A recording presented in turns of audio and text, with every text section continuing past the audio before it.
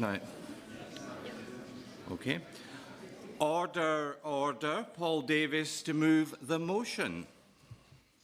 I beg to move that this House has considered e-petition 700005 relating to the UK joining the European Union.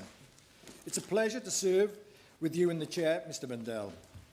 The petition is on an important subject and has gained over 128,537 signatures. The lead petitioner, Robert McMaster, is sat there in the public gallery with his amazing wife as well, because we were chatting earlier on. He is not a stranger to this place, because as he's informed me, he was shown around the whole of the state as a very young boy, as his father, Stanley McMaster, represented Belfast between 1959 and 1974. So, welcome back again. The petition has a straightforward ask of the government. Apply for the UK to join the European Union as a full member as soon as possible. The petition states that I believe joining the EU would boost the economy, increase global influence, improve collaboration and provide stability and freedom.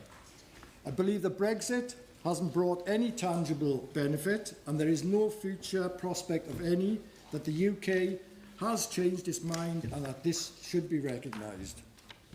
I will now turn to the topic at hand. This is a matter that has sparked considerable debate across our nation since the referendum in 2016. And it's essential that we approach this with a balanced perspective, considering both the benefits and the challenges it presents.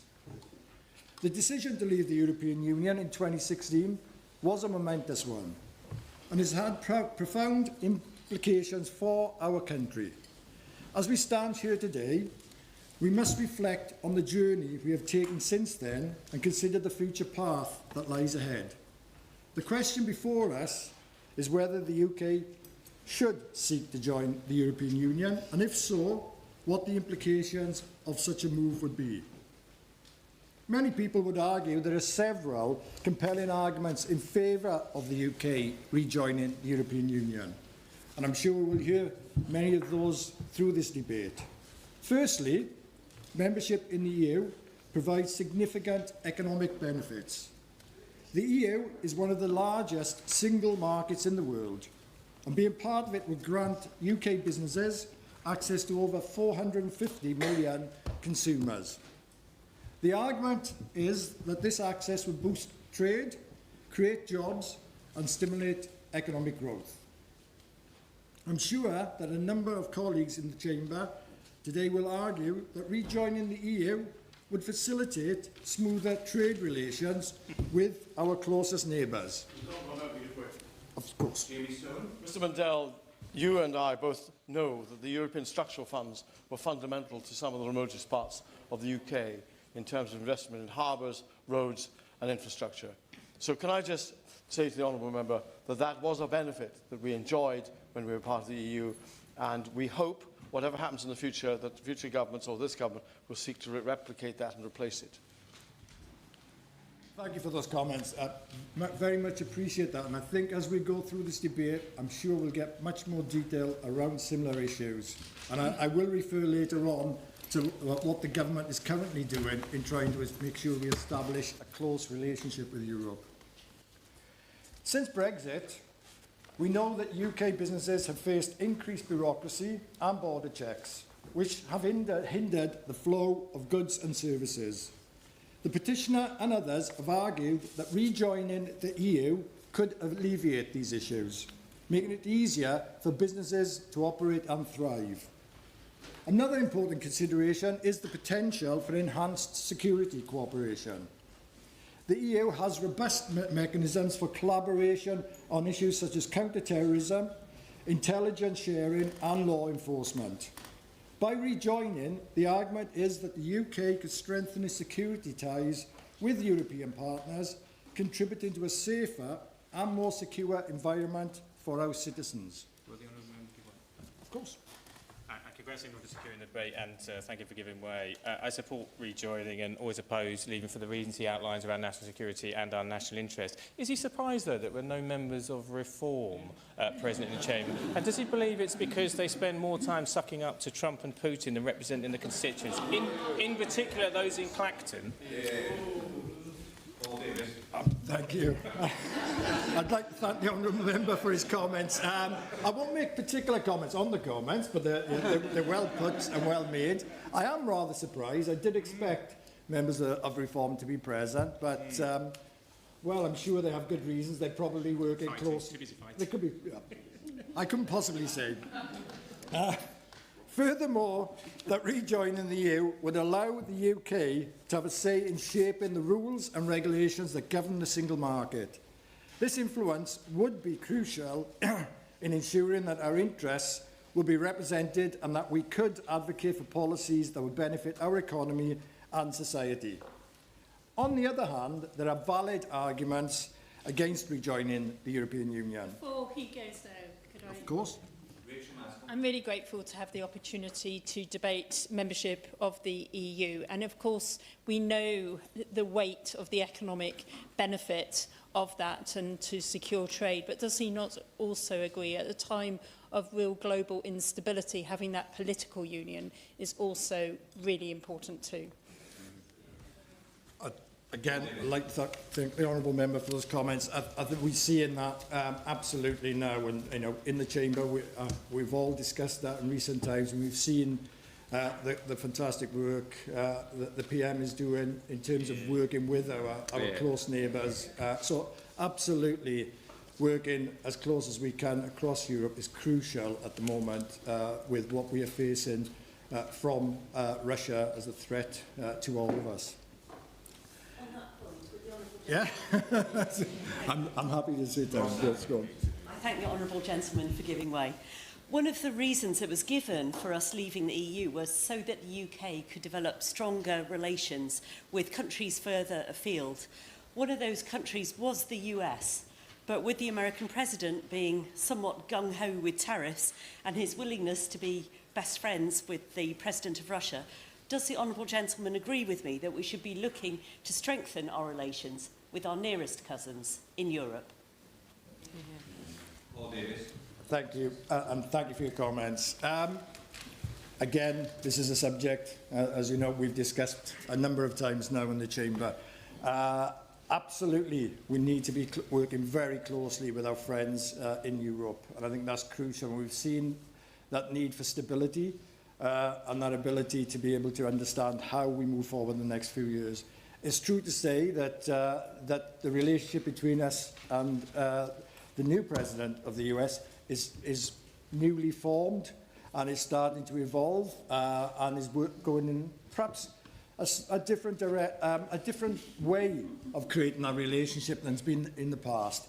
However, I am confident that with the fantastic team that we've got along with our Prime Minister, that we will establish ongoing a continued relationship with one of our most important partners, the US as well. But absolutely, Europe is so important for us to be part of that going forward when it comes to security. One of the primary concerns that's been raised about valid arguments for leaving the EU is around the issue of sovereignty. Leaving the EU was, in part, driven by a desire to regain control over laws and regulations. Rejoining the EU would mean ceding some of that control back to Brussels, which might not sit too well with those who value national sovereignty. Additionally, the financial cost of EU membership is a significant consideration. The UK would be required to contribute to the EU budget, which could be seen as a burden on taxpayers. While the economic benefits of membership may offset those costs, it is an important issue to consider. And then, of course, there's the question of public opinion. I think we'll all remember that the 2016 referendum revealed deep divisions within our society, and the issue of EU membership remains contentious. Rejoining the EU could reignite some of those divisions and lead to further political instability.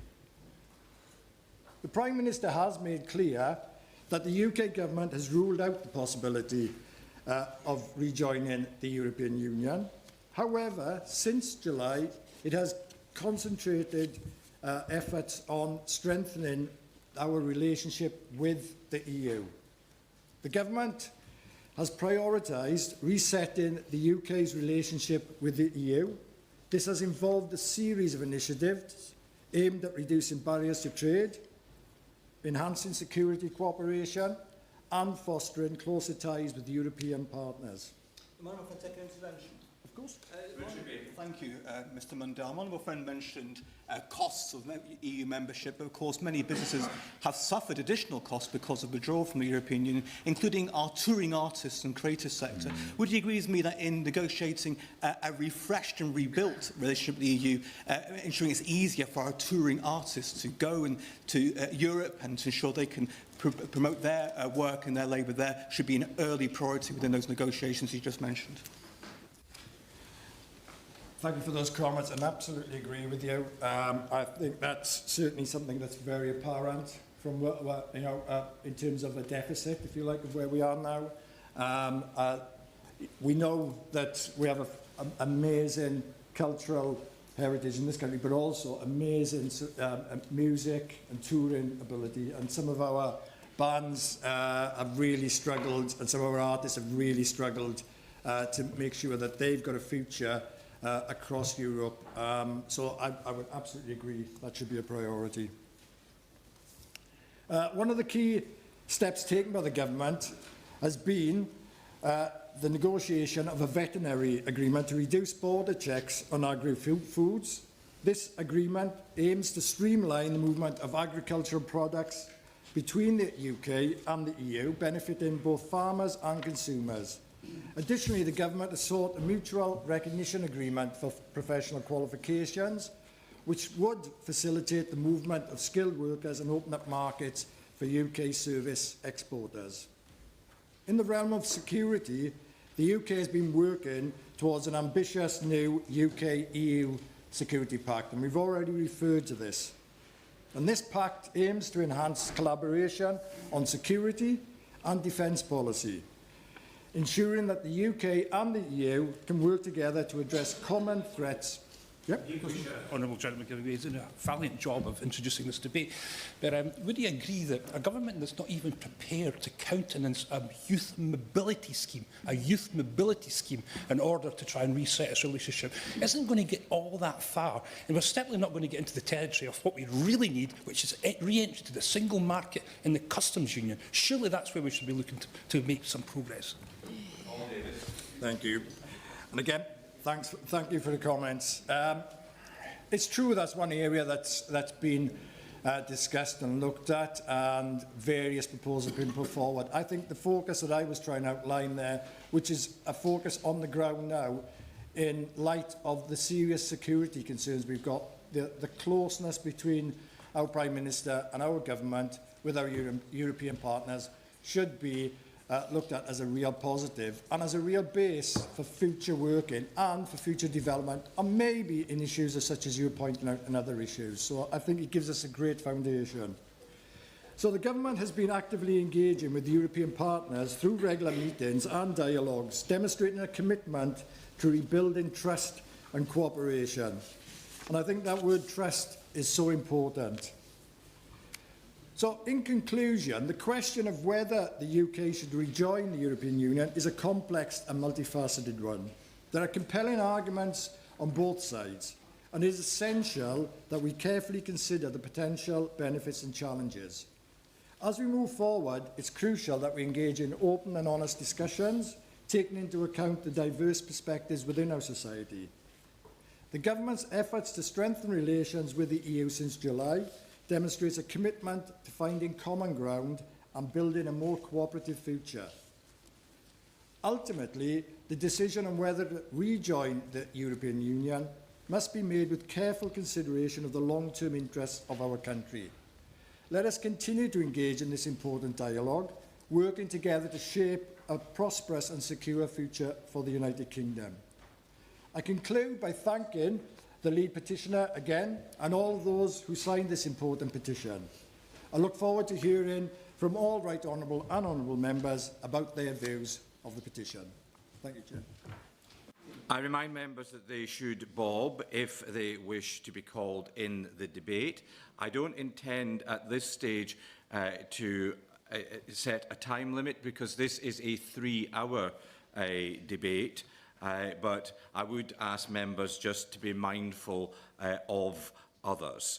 The question is that this House has considered e-petition 700005 relating to the UK joining the European Union, and I call Mike Martin. Thank you, Mr. Chair, and it's a pleasure to serve under your chairship. We're at a key geopolitical moment, and that key geopolitical moment encompasses both economic issues and issues of security and defence. Britain leaving the EU has damaged our economy. This is not a supposition, this is a fact. We have the Office for Budget Responsibility, which is the watchdog that the government is beholden to listen to for economic forecasts, saying that our economy has been reduced by 4% because of Brexit. We can also look at these trade deals that were one of the benefits of Brexit, and we can see perhaps that trade deal with Australia. And these were held up and touted as the benefits of Brexit. You would have to look very, very hard with a very powerful microscope to see the bump in the UK GDP figures that we gained from the Australian trade deal. But you do not need to look very hard to see the anger and ire from our farmers about the questions of food safety standards and the changes in the agricultural market in the UK.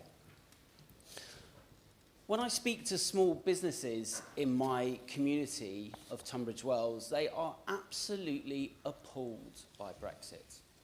Whether they are a small bookseller, whether they grow apples and export them, whether they are an artist, it doesn't really matter who you are. If you are a small business, Brexit has been a disaster. Because I will give way. I thank my honourable friend for giving way, and he mentioned small businesses, and I just want to say, as a small business owner myself who does import goods from the European Union, I know firsthand that things that I used to be able to import that used to be able to take days now take weeks, and whereas they used to require a purchase order and an invoice as the sole bits of paperwork, we now have to fill in very complicated forms, and it's very costly. These are costs that are added to small businesses with absolutely no benefit. They have to be passed on to consumers. This is damaging our economy every single day. Does he agree with me that this is certainly not a benefit of Brexit? Marvellous. Ladies and gentlemen, a perfect example, Mr. Chair.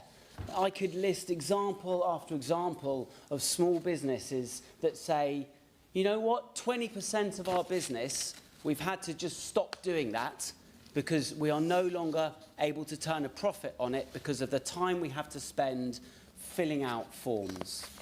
So I'm going to move from the effects of Brexit directly on our trade with the European Union to the wider effects of Brexit, because one of the things that we see in this current geopolitical moment is the threat of tariffs, which I think, if we're honest, is something that we thought we'd probably seen the back of in the early 1930s. But of course we are in this new world, and this new world includes the United Kingdom becoming a target for tariffs from our supposed closest ally. And of course we see a supine response from the British government with the setting of tariffs against our steel industry.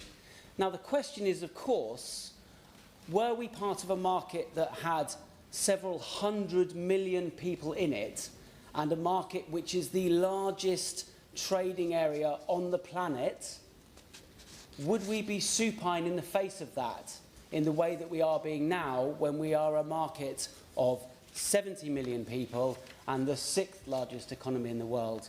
I ask you that. But EU membership is not just about economics, it's also about security. And in many, very small ways, our security has been damaged by Brexit. I speak, of course, of intelligence sharing, access to databases, the sharing of data across borders. And then, of course, we used to have the Dublin Convention, which allowed us to negotiate the return of refugees in a way that we are not able to now.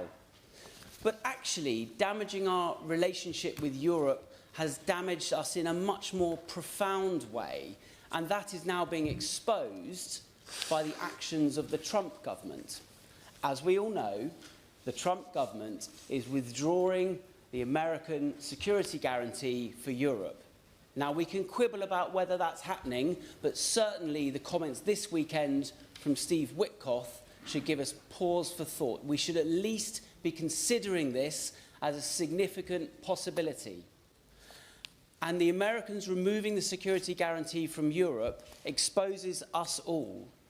And I'll give you a very real example that happened just last week. As you know, the EU set up a defence fund, and they set this up to put money into the European defence industries to prime them to get them building equipment, to get them building munitions. And the UK has been excluded from that because we are not a member of the EU. Now, we can quibble about the politics of that and whether France's role in that was the right thing to do for European defence. But what we have is a situation where 20% of the European defence industry, that is the UK defence industry, is separated from all of the money that's going to buy all of that kit. So I'd like to conclude, Mr. Chair, by focusing on these two ideas, economy and security. And I would like to say that they are interlinked. A strong economy, of course, enables you to build strong defences. But the stability created by security and defence appropriately deployed allows economies to grow. And then, of course, it is also true that money that you invest in defence helps your economy grow. And this is something that Brexit is stopping us doing. We must forge a closer relationship with Europe. And we must do this so that the UK can start to shape the future rather than having the future shape us. Sean Woodcock.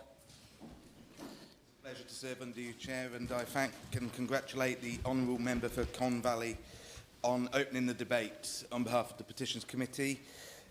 Banbury has a proud history as a hub for industry and manufacturing.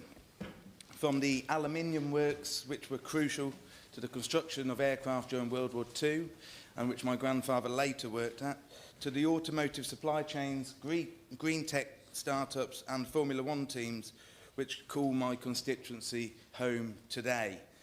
These companies, amongst many others, rely on smooth, efficient trade with the European Union.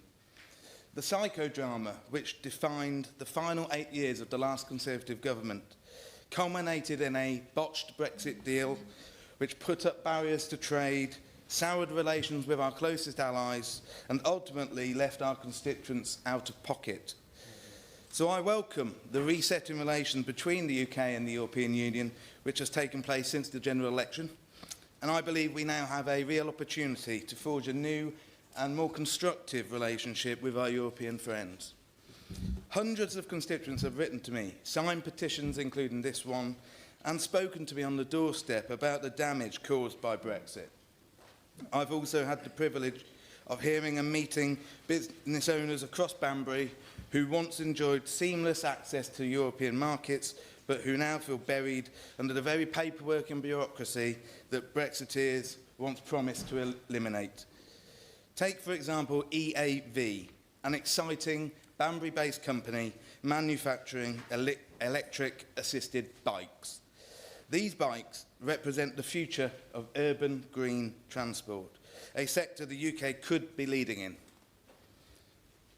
But instead of expanding easily across Europe, as they once could, they now face an avalanche of paperwork. They told me that what was once a single-page document is now 20 pages. That is a clear and direct demonstration of the previous government's failure to deliver a Brexit deal which works for British business. Or consider the BMW plant down the road in Oxford, a cornerstone of the UK automotive industry. When I spoke to workers alongside my right honourable friend, the member for Oxford East, a few weeks ago, it became clear that Brexit was a key factor in BMW shifting production away from the UK and towards the EU and China.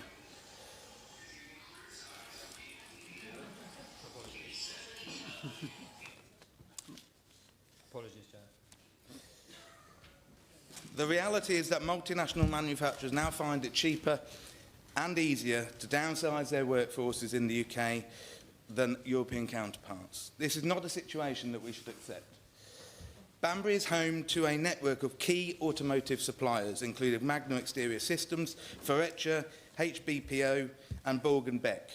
All of them rely on just-in-time supply chains in Europe. When delays at borders increase costs, when additional import-export paperwork slows down deliveries, and when rules of origin requirements limit market access, it is British workers who suffer. Under the current UK-EU Trade and Cooperation Agreement, goods must comply to certain rules of origin regulations to qualify for tariff-free trade. This has created new challenges for businesses, particularly manufacturers, who previously enjoyed seamless trade with the European Union. For example, a UK-based bus manufacturer exporting to the EU must ensure that at least 55% of the vehicle's value is derived from UK or EU components. But many manufacturers rely on parts from outside of the UK and the EU, making it harder to meet this requirement. Rejoining the Pan-Euro-Mediterranean Convention would ease these constraints, keeping manufacturers competitive in the European and global markets.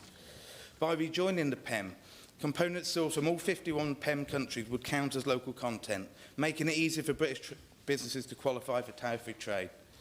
This would be particularly beneficial for the automotive, chemical, pharmaceutical and machinery sectors.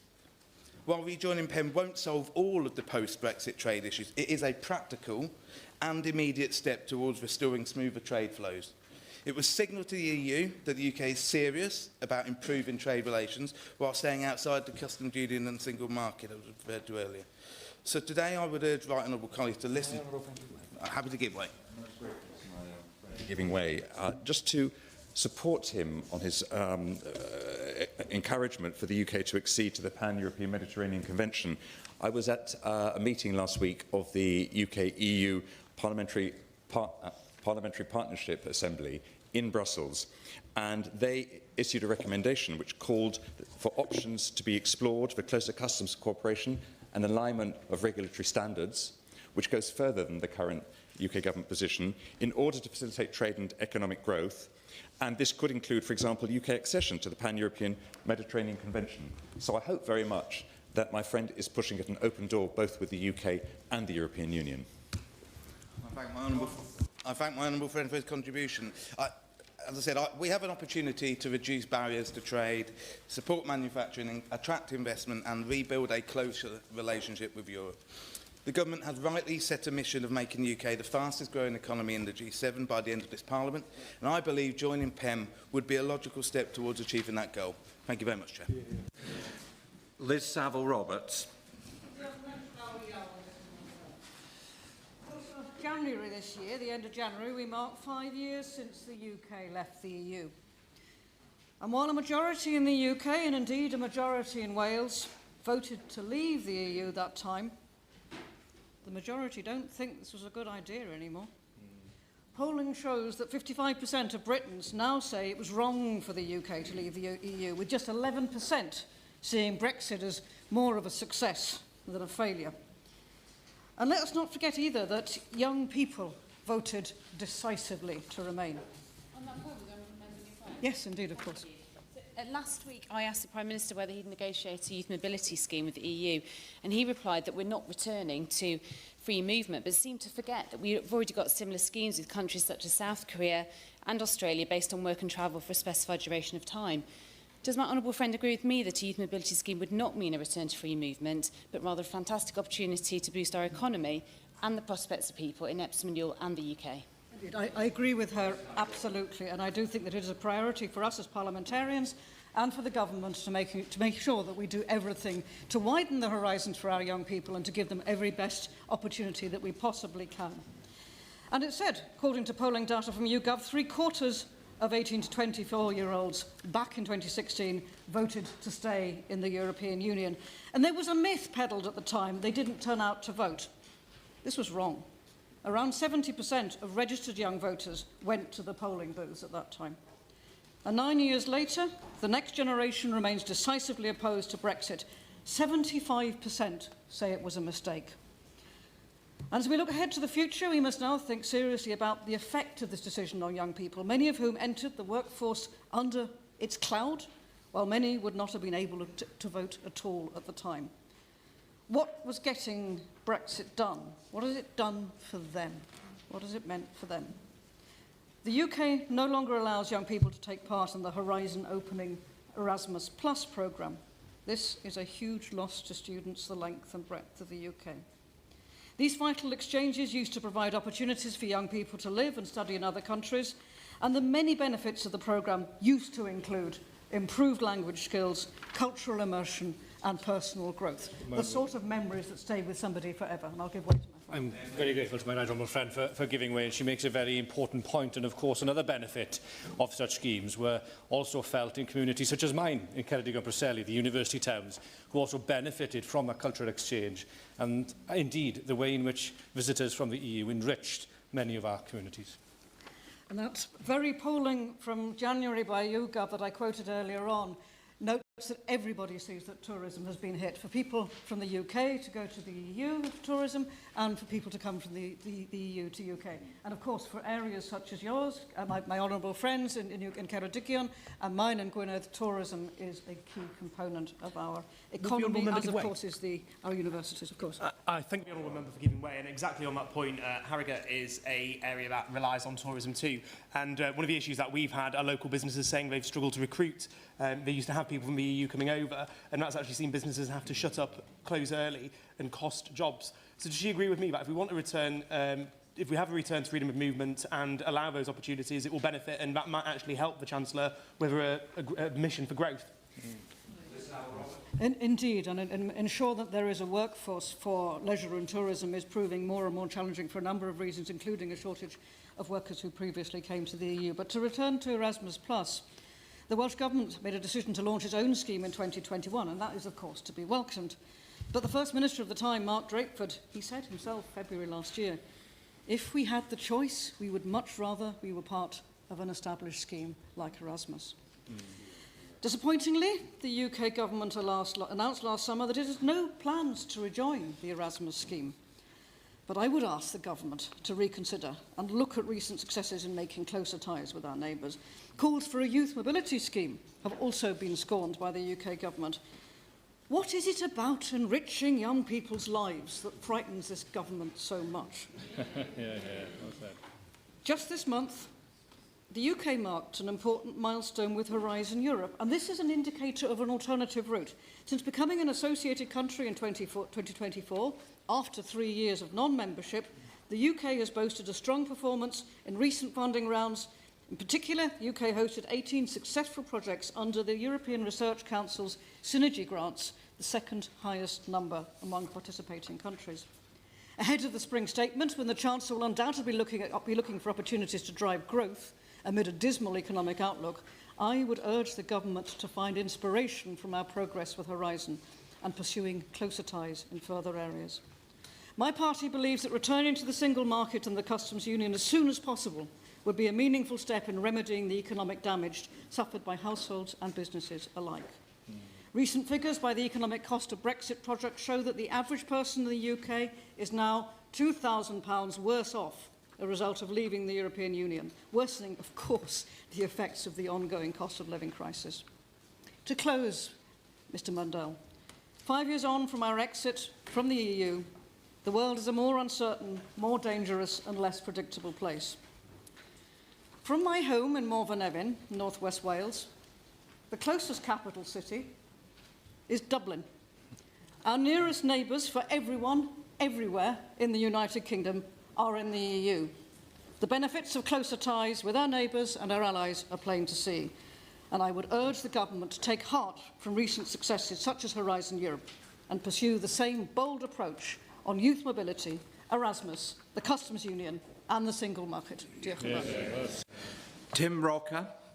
Thank you, Chair, and I'm grateful to Member Valley for starting us off in this debate, an important debate that proves the importance of the petition mechanism to the public for getting important issues debated in this place.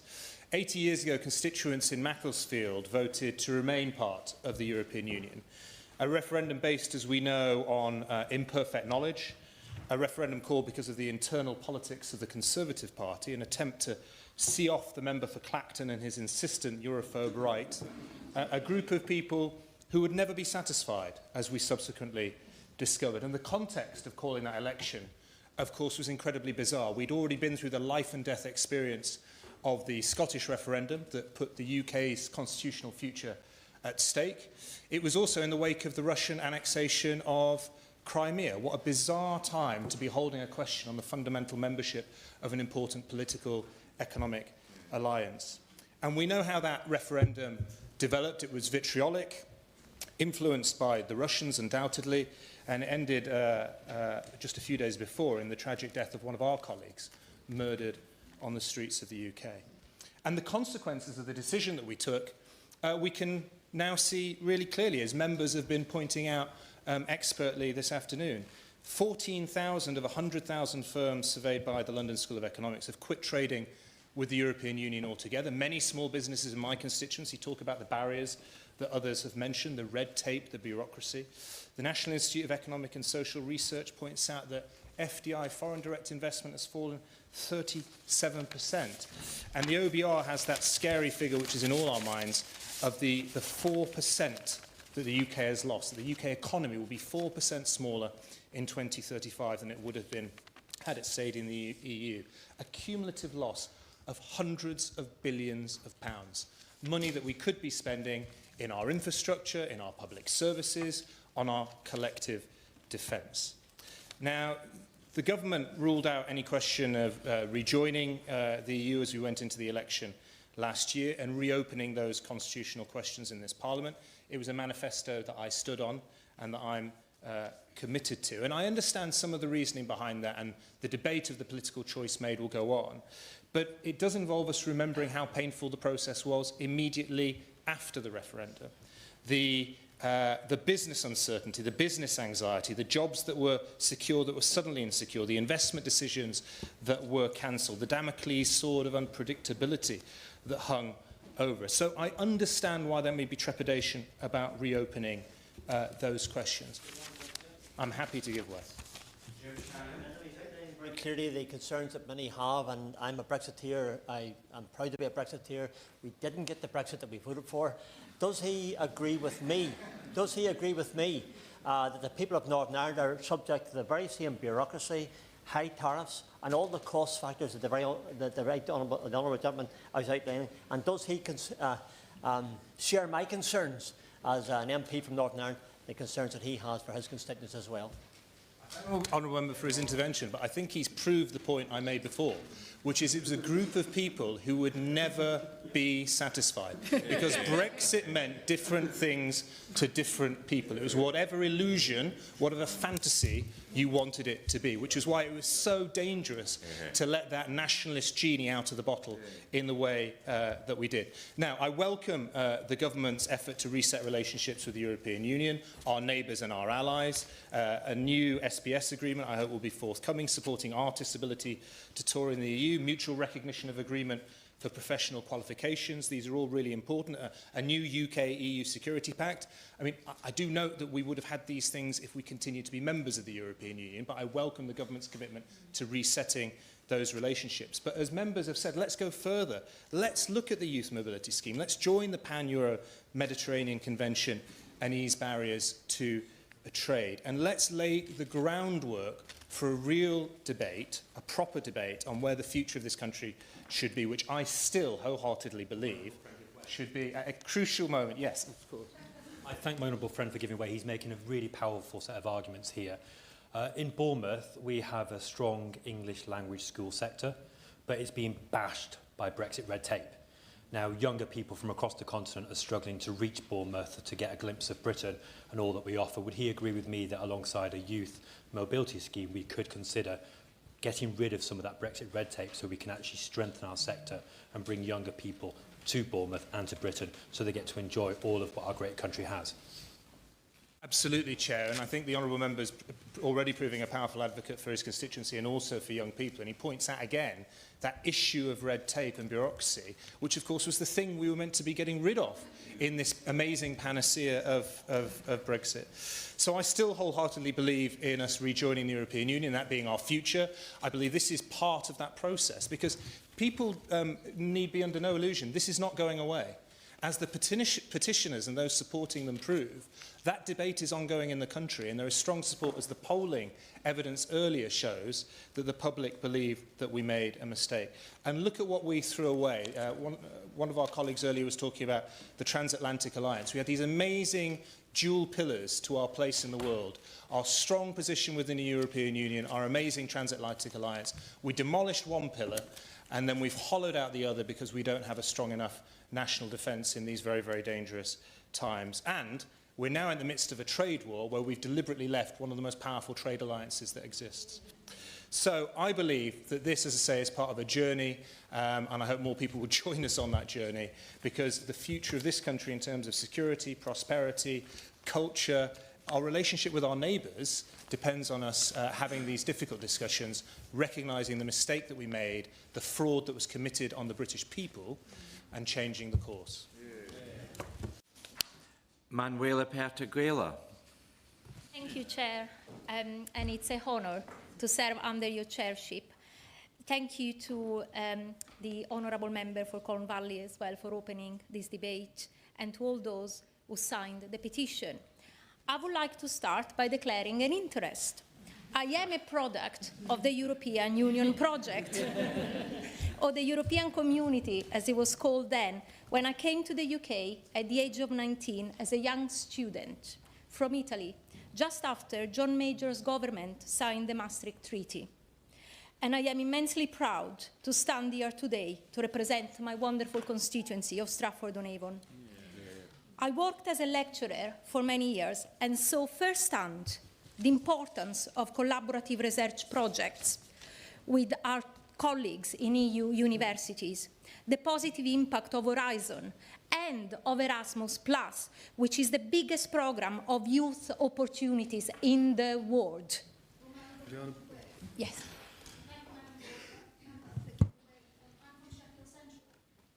Two large universities. Not only is it an impact on students coming to the UK, it has a significant impact on the university financial sustainability as well. Does the Honourable Member agree with me that Turing does not go far enough, Erasmus does not go far enough either, and to support our universities with more students from the EU, that we can actually encourage a stronger relationship, which is better than Turing, perhaps through the Youth Mobility Scheme? I fully agree with the Honourable Member, and yet Turing is not the same as Erasmus because it's not reciprocal. So that's just one of the things that is, you know, it limits the opportunities for our students. But I just want to say as well that Erasmus Plus is not just about university exchanges. It is a program for including opportunities for our disadvantaged young people. And joining Erasmus Plus now would allow the government to better, for those young people, especially in disadvantaged areas, to have better life opportunities through exchanges, volunteering, training, school links, and so forth. So, Mr. Chair, Brexit has brought nothing but barriers for my constituents and across the United Kingdom.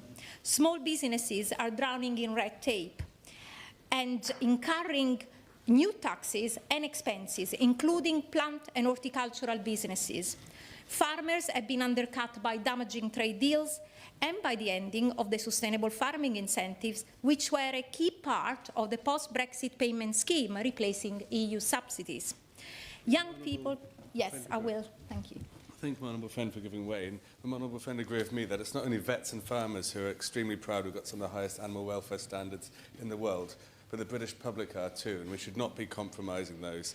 And these trade deals that may occur in the future should not undermine our farming standards. Thank you, my honourable friend. Absolutely. You know, the government need to stand up for our British farmers, and that includes during negotiating trade deals that, by the way, should come to Parliament to be fully scrutinised. Yeah. Young people have lost opportunities to study, live, travel, work, and fall in love, like I did many years ago. Wow. And our creative industries, once thriving on European collaboration, now face restrictions and uncertainty, with artists, musicians, and performers not able to tour their own continent. And a priority must be not only to rejoin Erasmus+, but also the creation of a youth mobility scheme, as many members have discussed today. We must have a credible roadmap to rebuild trust and ties with our European neighbours. We must start by deepening cooperation on climate, research, security and education, and then negotiate a new trade deal that includes a customs union to bring down the barriers holding our economy back. And ultimately, as Liberal Democrats, we want to rejoin the single market and restore the freedoms our constituents deserve. But this isn't just about trade. It's about values, opportunities, about who we are and the role we choose to play in the world. With Trump and Putin now both a threat to our security, as already mentioned by my honourable members and friends, we must stand shoulder to shoulder with our friends in the European Union. As Europe rises to defend peace and democracy in the free world, the UK must not be a bystander. We must lead from the front, working with our European friends and allies to strengthen our shared economic prosperity and national security. Thank you. Creasy.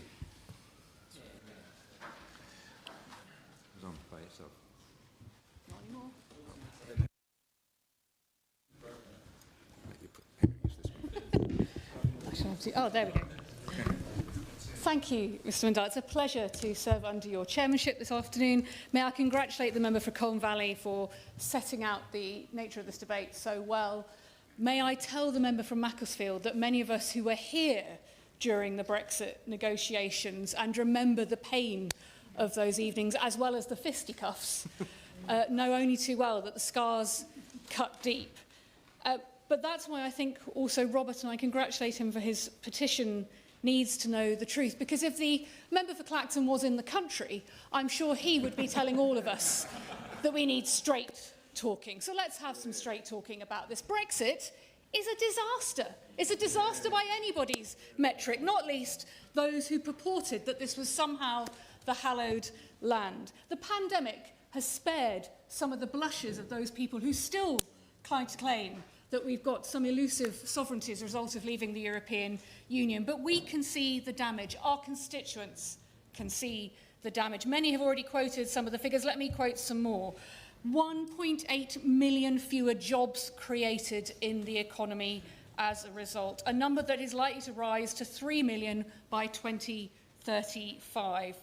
16,500 small businesses have stopped exporting to Europe altogether. Those of us who were on the parliamentary delegation last week had the pleasure of listening to Lord Frost trying to argue that up was down. Sad. But we know the truth for our constituents. We have seen the damage. We have seen that what was a bad situation in leaving the European Union was compounded by the ways in which the previous administration chose to run it. What on earth made them decide that we wouldn't even share security alerts with our colleagues in Europe? What on earth is it in the interest of British farmers to not even share food security alerts with our colleagues simply because it had the word Europe in the title? Right. The border operating model that is adding billions of pounds to the cost of food in this country. What on earth made them think that adding £145 a time a pallet of food came over here was somehow in the interests of British consumers or indeed British businesses? And that's before we even get on to the uncertain geopolitical situation that we are in. So by any metric, it is easy to understand why Robert brought forward this petition. The Brexiteers, to me, are like those people, and we've all met them on a night out. They join your group, they start a fight in the club, they get you kicked out, but they still maintain 3 hours later, as they're walking you around in an industrial estate somewhere, which is completely empty, that somewhere they know a great club that we can still get into. The challenge for all of us who recognise the damage that has been done to this country, to our national reputation, to our economies, to our communities, and yes, to our values, to the idea that our European neighbours and friends would feel in any way unwelcome, is that we don't want to be that weirdo who turned up who thinks that, well, if we walk around the streets a few more times, we can go back and the bouncers won't recognise us and it's all fine and we can walk back in. Because the brutal reality is we have left the European Union and we owe it to people who care about this country, and I think everybody in this chamber does, actually, even whether they still purport that Brexit was a good idea or not, to talk truth to our constituents, to work out what we can actually do to salvage what can be left. And that is what this debate today is all about, because if we are honest, nobody is here actually saying that Rejoin should be the sole priority of the government. And the reason they're doing that is because we know full well that when we are facing a salvage operation, Europe will only talk to us once more, again once. And who can blame them? Because for years we were like that difficult, awkward man your aunt married who turned up at Christmas and always caused a fuss, and thank God she divorced him. And now we appear acting as if nothing has changed and we should be invited to Sunday lunch. We owe respect to our colleagues in Europe when they themselves are dealing with challenges like Putin, economic uncertainty, yes, looking at what we can all do to secure peace in the Middle East. They owe it from us some respect. Sometimes, frankly, it appears as if we think our colleagues in Europe don't read our newspapers. I promise you that they do. So the challenge for all of us is to owe truth to our colleagues in Europe, truth to our constituents. It would take years to renegotiate, to rejoin the European Union, even if we were to get a fast-tracked relationship, even if they could be confident that we wouldn't change our mind again. And I absolutely recognise the public are far ahead of politicians in this debate, all of us scarred by those Brexit years. It would take years because it means going around every single individual country. It is worth remembering that our membership of the European Union was vetoed twice by France, because that's the way the process works. This is not a quick process. So those of us, and I stand here as chair of the Labour Movement for Europe, passionate about our relationship with Europe and what is possible, hold at our hearts our constituents. And our constituents need us to do what we can in the next 18 months, or else the damage that Brexit has done to this country will be so irreparable, there will be little left to negotiate. I'll happily give way. I'm really grateful to all that my honourable friend has done on this issue. Does she agree that it would be really helpful at this point, 9 years on, that we have a comprehensive impact assessment? Because in 2016, we were talking about the projected harm that Brexit records. Now we've got the evidence. Should government prepare that so we can then make some sound judgments on the basis of that? I don't disagree with my colleague. I just think it's so plain to see how we have cut ourselves off. Even when it came to the pandemic, even when it came to initially standing up to Putin in Ukraine, we were outside the room shouting in. I think we owe it to our constituents now to be as brutal as we can and humble as we need to be to make the case for what we can do in the next 18 months. And I just want to say a little bit about that because I'm supremely conscious about time, not least in these uncertain times. The previous administration chose to walk us out of any foreign affairs cooperation. That includes not just hard power, but soft power. So for us in the Labour Movement for Europe, there's an utter priority, absolutely, to do a defence and security cooperation agreement, but also to include aid in that conversation, because Europe is the third largest donor around the world. Whatever you think of the cuts to the aid budget, clearly duplication is a problem, but so too is separation when it comes to looking at how we can stand up to the threats that we face around the world. Absolutely, as my colleagues have pointed out, we must join the Pan-European Mediterranean Convention. We frankly think these times call for moving on from talk of red lines to talking about mutual benefit. With the uncertainty of whoever is in the White House and the consistency there, our constituents need us to know that we will pursue what is a simple truth about Brexit, which is you can fight many things in life, but you can't fight geography. Of course, trade with our neighbours is always going to be important and critical to the future economy, so we must do what we can to reduce the trade barriers. Some of us were into youth mobility scheme before it was fashionable, and some of us over a year ago were arguing for it. We consider that it is absolutely in the interest of the British public to get one. We don't believe that what came back last summer was the right deal for this country, but absolutely we should be looking at what is possible. And in that conversation, we must prioritise our apprenticeships. Because I am old enough to remember when this country used to, in our national cultural life, celebrate young men from the northeast going to Germany to be able to skill and train. It was called Auf Wiedersehen Pet, and I'm sure the member from Strangford was a regular viewer of the programme. And that was absolutely youth mobility at the time. Our young people in this country did not vote for this situation. They should not bear the brunt of it. They need us to fight for every opportunity that can come for them. So a youth mobility deal, as we've already said, we've got them with other countries. They're not freedom of movement, because you can control why people come here, is in their interest if it isn't just about students. Let us talk about every young person. Let us also talk about energy. Oh, I'll happily give way. For giving way. As a former Erasmus exchange student myself, with personal lived experience of the immense opportunities that youth mobility provides, does she also recognise that youth mobility not only creates immense opportunities for British students abroad and European students potentially coming to the UK, but also fundamentally that this does not rub up against the red lines that the government has set itself in the manifesto last year, and of course that it does not provide a pathway to citizenship, it is not freedom of movement, but also that it does not provide access to financial dependency on the state.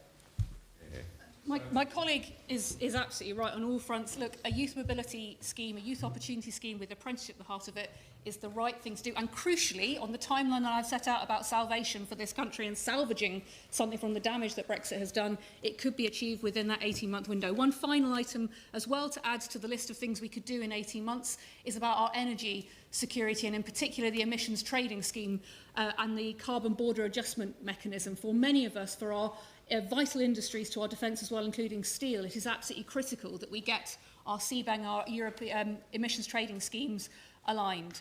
And Aaron Beverin told us that the language of priorities is the religion of socialism. I stand here ruthlessly prioritising the British interest, which was always being stronger and taller on the world and confident that we could work with other countries. Never more have we needed that spirit, but never more have we needed to be clear about what needs to be done when. So I recognise the passion behind this petition. I simply say to those who are petitioning this way, let us not fall into the trap that the Brexiteers have done of offering false hope when the people in this country need real change and real relationships and real solutions. The member for Clacton may not be here, but his spirit infuses our debate if we do otherwise. Rosie Duffield.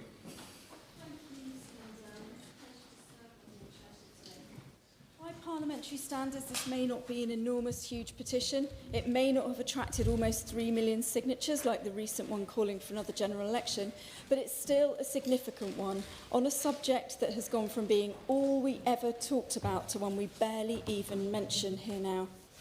Those of us with dark red areas on the petition map will know, however, that this issue has far from disappeared from our constituents' hearts and minds, and as far as many of us are concerned, Brexit is not and has never been a done deal, never to be spoken of again. And almost 400 of my constituents have signed and written to me. From campaigning against it during the referendum to working day and night, including on the first sitting Saturday we'd had for 40 years, many of us tried and came so close to securing a less awful deal and a people's vote. Almost every Labour member met to discuss and scrutinise every stage and every amendment, led in group meetings several times a day by the current Secretaries of State for DCIT and Education, the now Chancellor for the Duchy of Lancaster, and Minister of State for Employment, and indeed the now Minister of State for Europe and North America. I would love to believe that those government ministers are now applying our years of campaigning together against the damage we foresaw Brexit causing to our national security, economy and place in the world, are taking that to their new roles and raising this in cabinet and departmental meetings at every available opportunity. According to the recent YouGov survey that we've already heard mentioned, 55% of Britons now say it was wrong for the UK to leave the EU, and just 11% see Brexit as more of a success than a failure. That mirrors the referendum result in my own constituency back in 2016, where the University of Kent, our largest employer, enjoyed an extremely close working partnership with our neighbours across the English Channel. Not just on a research project basis, but we had campuses on the continent that have sadly now been closed completely. Gone too is the once proud sign which read, University of Kent, the European University. Gone are many of our friends, neighbours, academics, language teachers who made Canterbury their home for decades. The diverse demographic mix has changed. The group bookings at local restaurants, the cathedral, guest houses, tourist attractions have fallen dramatically, and our city centre just feels like a different place. Thankfully, we're a resourceful city, used to welcoming pilgrims of all kinds, and we are adjusting. But Brexit punched us heavily, Mr Mundell, and it hurt. Canterbury is closer to Europe and has more in common than we do with many UK cities, and we have such close ties in terms of so much that underlines our local economy. And as well as our social, economic and sentimental ties in East Kent, the national urgency for closer official ties couldn't be more timely, as shifting global alliances and instability are highlighted every single day. We must get closer once again to our friends and allies in the EU. And this is, of course, a political decision. It's a matter of leadership, of making the case politically and based on facts. Our trade opportunities, international standing and very security depend on us showing political leadership. This is the basic requirement of political premiers. Will the Honourable Member give way? Certainly. Thank you. I thank the Honourable Member for giving way.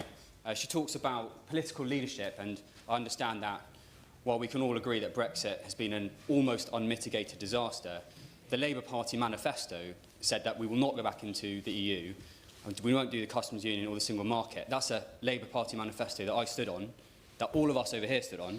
You talk about leadership. Do you agree it's important for politicians to honour the manifesto they stood on? I thank the Honourable Member for intervening. You're asking these views of. I thank him for his intervention, but indeed there are plenty of things that the Labour government seem to be pushing through that were not on the manifesto. And the people now in charge were in fact campaigning with those of us that were still here against Brexit several years ago, so I'd like them to stick to that. So our trade opportunities, international standing and very security depend on us showing political leadership. This is the basic requirement of political premiers, taking decisions, not only tough decisions on the economy, but bold, swift, courageous decisions during shifting geopolitical circumstances. Our tourism, arts, farming, university and financial sectors need help. So it's time that this government took some of those bold decisions and acted on them, not only to reflect the will of those it represents, but also to protect and secure the best future for those generations who depend on us to deliver it. Thank you. James Nash. Thank you, Mr Mundell. Honour to serve under your chairmanship, and I thank my honourable friend for Con Valley for opening the debate today. I rise to speak on behalf of my constituents in Rushcliffe, who have long been outward-looking, internationally minded and overwhelmingly pro-European. They understand that Brexit has not delivered the benefits promised, and they feel that the economic, social and geopolitical consequences of Brexit can be seen in their daily lives. I thank the 311 people from my constituency who signed this petition, and I also congratulate the lead petitioner for bringing this debate to this point today. The reality is clear, as so many of my colleagues have already said today. Since leaving the EU, UK trade has suffered, productivity has fallen, and investment has stalled. We've heard about the OBR estimates, but I believe that Goldman Sachs actually suggests that UK GDP has fallen by an even greater amount, maybe 5% and even up to 8%, and it's lower, therefore, than it would have been without Brexit. One of my colleagues has already referenced the number of fewer jobs, 1.8 million fewer jobs created by 2023. And our small businesses, particularly sectors like agri-food and manufacturing, are bearing the brunt of new barriers to trade. And we've also heard that figure, 16,400 small businesses have ceased exporting to the EU since 2021. Now, for my constituents, these are not abstract figures. Ultimately, they translate into higher prices at the checkout, to fewer opportunities for our young people, and for all of us, a diminished global influence. However, Mr Mundell, while rejoining the EU is a goal for many in my constituency, and it's a position that I would like to see us pursue, we must be pragmatic about the challenges that that process will entail. I will. Thank you so much, my honourable friend. I think the vast majority in this room, and certainly across my constituency of Leeds North West, have got our eyes open to the challenges of Brexit. Would my and the obstacles we've faced. Would my honourable friend agree the world has changed? What is possible for Europe, including our own country, in that new world will change too. And that new world order needs, as you were saying, I think, pragmatic and creative solutions to strengthen and protect our place in an increasingly uncertain world. Would my honourable friend agree that a new bargain in which we had access to the single market in exchange for security assurances and a mechanism for reasonable but not legally required regulatory alignment, where the benefits outweigh the costs, not with free movement, could be a route forward? I thank my honourable friend for that intervention, and the reality is there are several routes forward, and I think we've heard a number of them mentioned here today, and I would implore the government to be thinking creatively about the ways in which we may be able to do that, and I'll come on to a couple of my own suggestions in a moment. Rejoining would, however, be a long and complex journey. It would require unanimous agreement from all 27 EU member states, and we would need to demonstrate sustained public and cross-party support over several years. And I say this as someone who was living in Albania in 2013-2014, working for the government there, and that was at the time when Albania became an official candidate for accession to the EU. Now, that was June 2014, and 10 years on, they aren't a member. I will go on. Anybody in this chamber, and I include the petitioners in this, are expecting the Labour Party to lead us back into the EU tomorrow. But I think what we want to hear from the Labour Party, this Labour government, is a commitment that that is its objective, that is its goal, and that's what it's going to work towards. I thank him very much for that intervention, and it's forward movement, it's momentum that many of my constituents want to see, and I'll come on to a couple of the things that I think could be done to achieve that. Indeed, we cannot afford to wait that long to address some of the very real challenges that we are facing as a country today. There are practical, tangible steps that can be taken to help build a stronger and closer relationship with the EU. Now, many of those things have already been mentioned: negotiating a security and defence partnership to cooperate on international development and access to the EU's new €150 billion defence financing instruments. We could be reaching a veterinary agreement to reduce costly border checks. We could be joining the Pan-Euro-Mediterranean Convention, as has been referenced. We could be aligning on emissions trading schemes with the EU to avoid some of those costly charges to UK exporters, and has again already been mentioned, exploring a youth mobility scheme for the next generation to make sure that they are able to build relationships in the way that we currently do with countries like Australia and Canada, giving young people the chance to work, study and build connections across Europe. Mr Mundell, my view is that these measures will not only strengthen our economic ties, but also restore trust and cooperation with our European partners at a time of geopolitical uncertainty. We've seen Russia's aggression continues to grow, and global challenges are significant. So closer collaboration between the UK and the EU is not just desirable, It's now essential for our security and prosperity. Now, next year, 2026, marks 10 years since the Brexit vote. I myself, I have said to many constituents on the doorstep, I can picture the newspaper columns, I can picture the TV programmes, I can picture the extensive discussion that will take place as we approach June 2026. I believe it's a perfect time for a national conversation about what our future relationship with Europe looks like, and I'm sure that many members here today will want to be part of that conversation. For giving way, particularly on that point as we near the decade anniversary. Does he agree with me that in some senses we need to put the vote behind us and we actually need to reflect on the management of the Brexit decision? And I find it hard to believe that I will be saying this too often, but does he agree with the Leader of the Opposition, who said in her New Year's 2025 speech, "We announced that we would leave the European Union before we had a plan for growth outside the EU. Those mistakes were made because we told people what they wanted to hear first and then try to work it out later." I thank him for that intervention, and he's absolutely right in that the position has changed. There was a lot of mistakes, and we don't need to go to the past and examine all of that.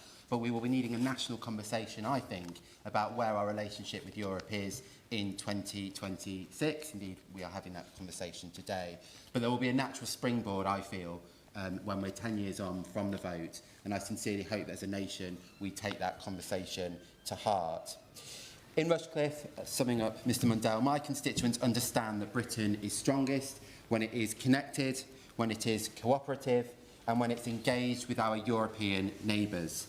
They expect us as a House and this government to act decisively to help rebuild that relationship, and that is the path that we must take, and I implore the government to think creatively about the very best ways of doing that.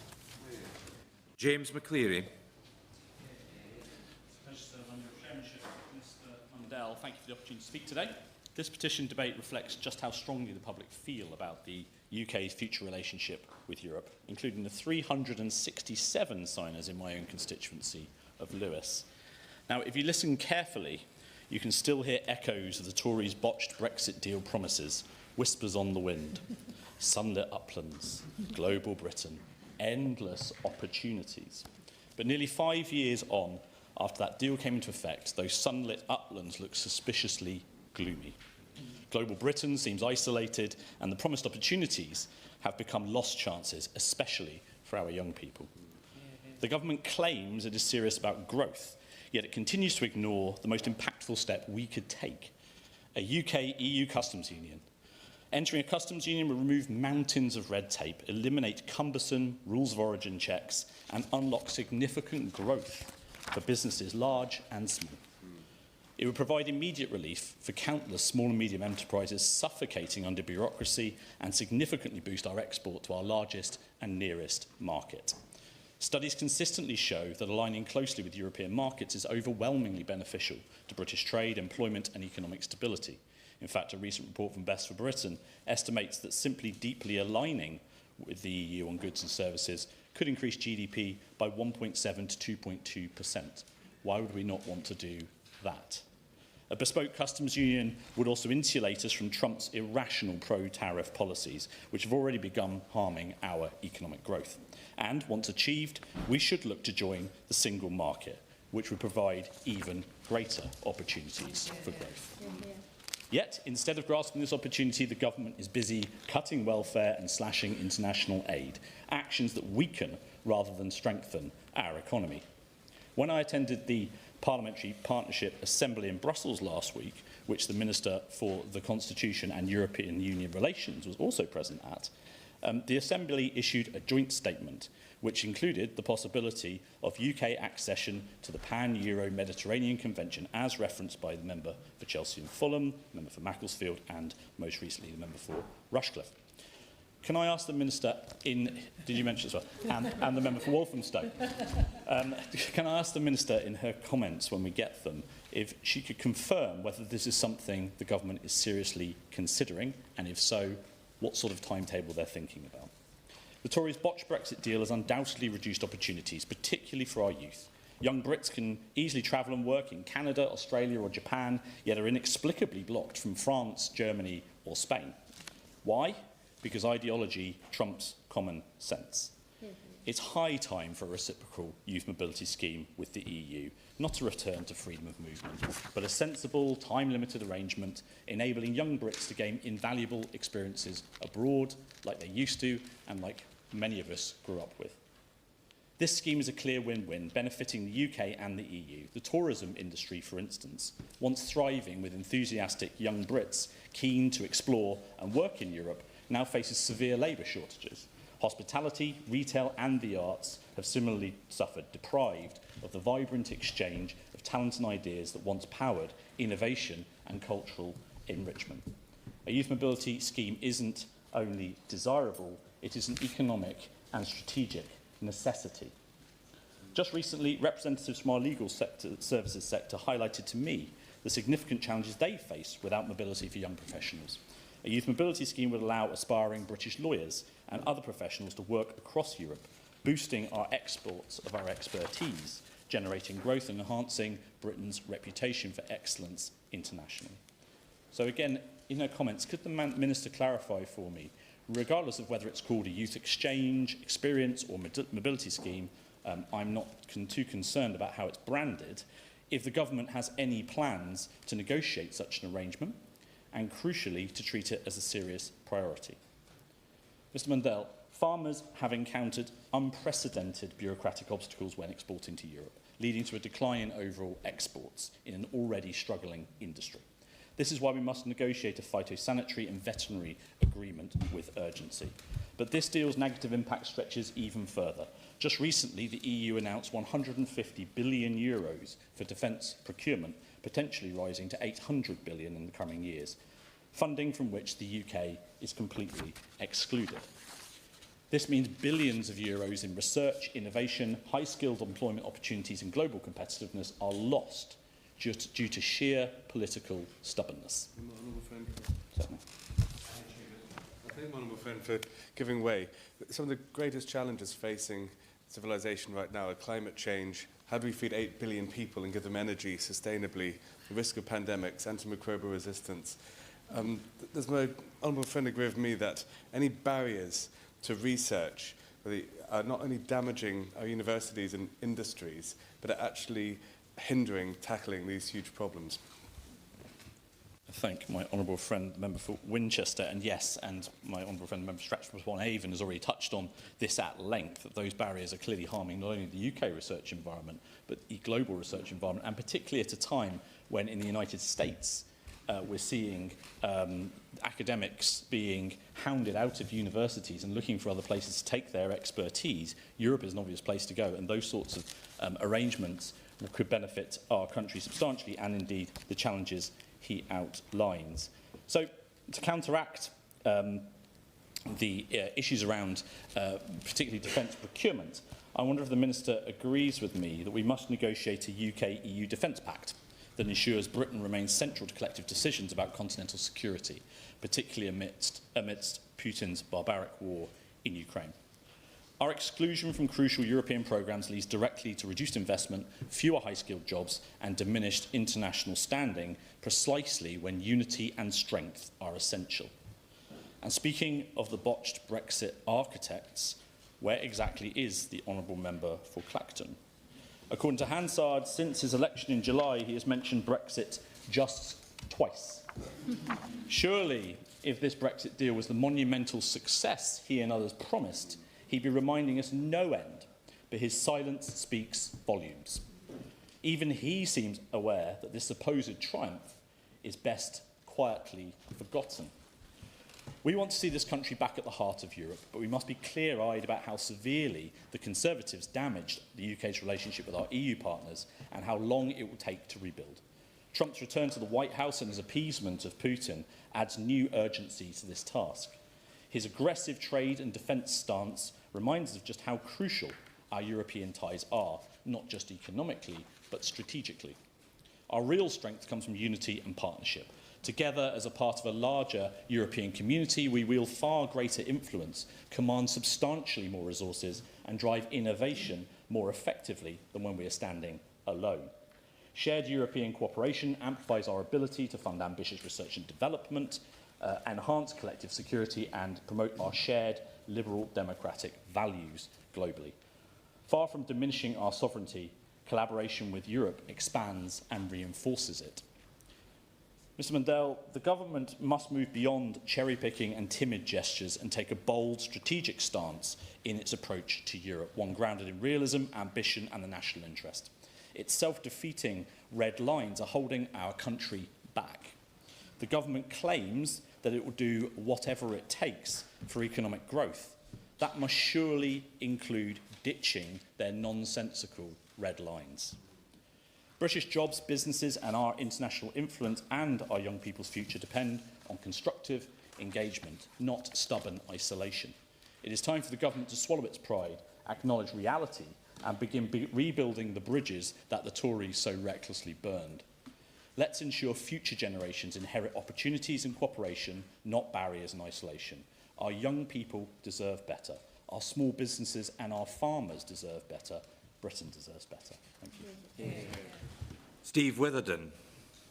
It's a pleasure to serve under your chairmanship, Mr Mundell. And can I thank my honourable friend, fellow Welshman, the member for Colne Valley, for securing this important debate. Wales' agricultural sector is at the heart of our social fabric, employing over 50,000 people. It is central to our economy, our food security and the preservation of our stunning countryside. Yet, since Brexit, our farmers have faced severe challenges. Brexit has undoubtedly created significant challenges, particularly in terms of trade relations. The EU was and remains a critical trading partner for Wales, with a substantial 75% of Welsh food and drink exports destined for the trading bloc. However, a report from the Centre of Inclusive Trade Policy revealed that UK food and agricultural exports to the EU have dropped by over 16% on average since we left the EU single market, which equates to a staggering £3 billion less in exports annually. The introduction of border checks for agri-food products and regulatory hurdles has made it increasingly difficult for Welsh farmers to compete on a level playing field. These changes have led to higher costs, delays and uncertainty, making it harder to maintain smooth supply chains, something that particularly affects our smaller businesses. Moreover, Brexit's impact on labour shortages in the UK food industry has been severe, with a significant proportion of workers in the agri-food and meat sectors coming from the EU. The reduced availability of workers has created operational challenges and pushed up production costs, further straining the financial stability of Welsh farms. Additionally, there remains ongoing uncertainty about the future of subsidy structures and support mechanisms. The lack of clarity on agricultural policies across the UK has made Wales less attractive for inward investment, leaving businesses uncertain about what lies ahead. The Tories have let down our farmers time and time again, signing disastrous trade deals with Australia and New Zealand, forcing over 12,000 farmers and agribusinesses out since 2010 and mishandling the Brexit negotiations. Their failures have deepened the financial struggles of Welsh farmers, and we must learn from these mistakes. We must rebuild trust, repair the damage caused by rushed trade deals, and fight for a fair and competitive post-Brexit trading environment. So I ask the Minister what considerations have been made for constituents like mine in Montgomeryshire and Glyndŵr, who rely heavily on a free, stable and healthy agricultural sector in the government's commitment to reset the UK's relationship with the European Union. Thank you. Seamus Logan. Thank you, Mr Mundell. It's a pleasure to serve under you. I want to congratulate the petitioners for securing this debate, and also thanks to the member for Colne Valley for his eloquent and passionate speech. Now, I fear, Mr Mundell, that I'm in danger of picking at the scars and the wounds that was referred to by the honourable member and the very learned member for Walthamstow. But I must reflect on these last 9 years, I'm afraid.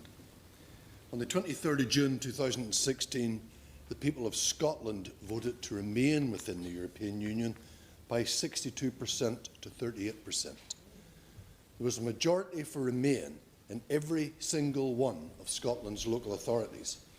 That, in anybody's terms, was decisive. If the vote were rerun today, Mr Mundell, I suggest it would be even more decisive. In the almost 9 years since the disastrous misleading of the electorate by Gove, Johnson and Farage et al., you might want to consider to what extent this failure of democracy has increased support for Scottish independence from 45% to 54% and rising.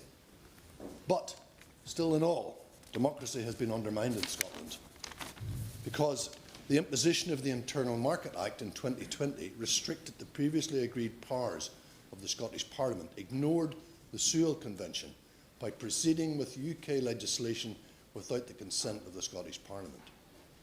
And as a result of Brexit, we are a much poorer nation at a time when we cannot afford to be poorer. That poverty equates to £3 billion in lost public revenues for Scotland each and every year since we left Europe. And we face a continuing cost. I will. Thank him for giving way. And he's right to talk about the economic impact of Brexit, of course.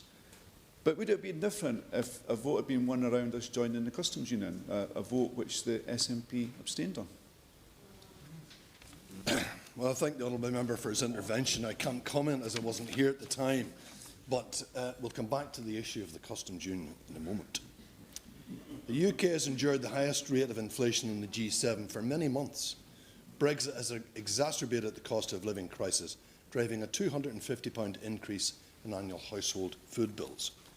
Food and drink inflation in 2023 was at a 45-year high, with food prices up by almost 25 percentage points between 2019 and 2023. Analysis suggests that a third of that increase is due to Brexit, meaning UK households have paid out almost £7 billion to cover the extra costs of overcoming trade barriers that make importing food from the EU harder. No community has escaped, but inevitably it's our poorest families that are hurting the most. Our business community are also enduring increased costs and damaged trade. According to a Scottish Government analysis, 44% of businesses in Scotland are facing difficulties, trading overseas and named Brexit as the main cause.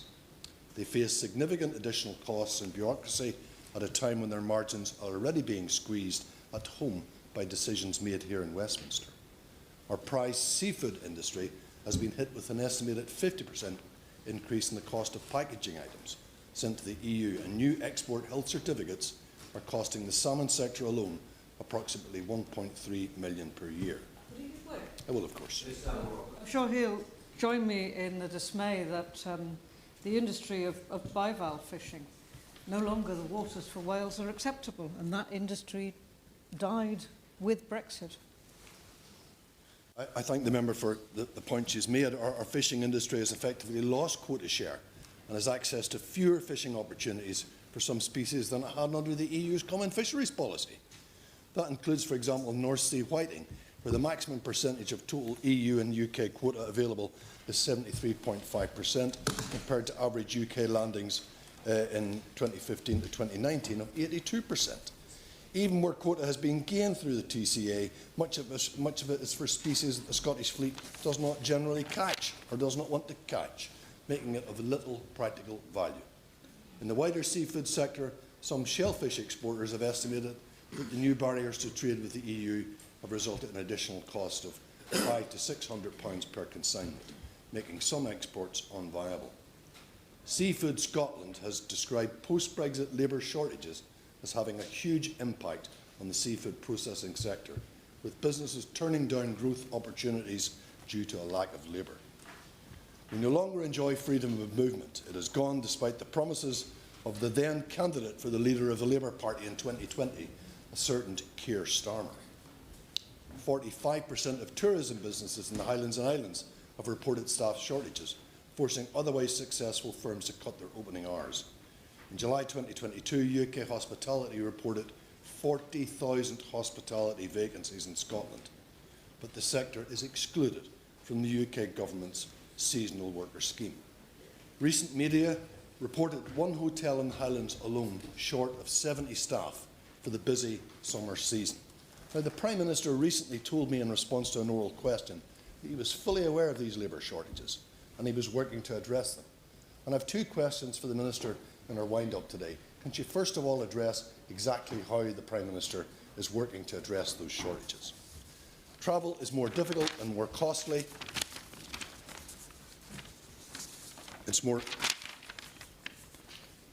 Brexit has slowed down the process of entering the EU on a British passport, with business travellers and holidaymakers reporting long delays at some airports and extremely long tailbacks at the port of Dover. Pets can only be brought into the European area with an animal health certificate, which in turn must be issued by a vet and can cost between £100 and £300 per trip.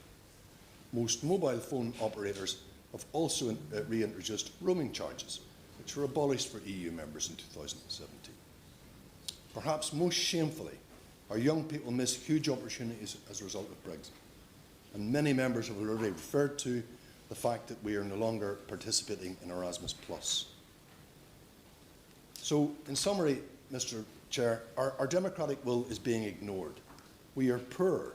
The cost of living is climbing. Business is suffering. We don't have enough workers. Foreign travel is more difficult and more expensive, and our young people have lost enormous opportunity.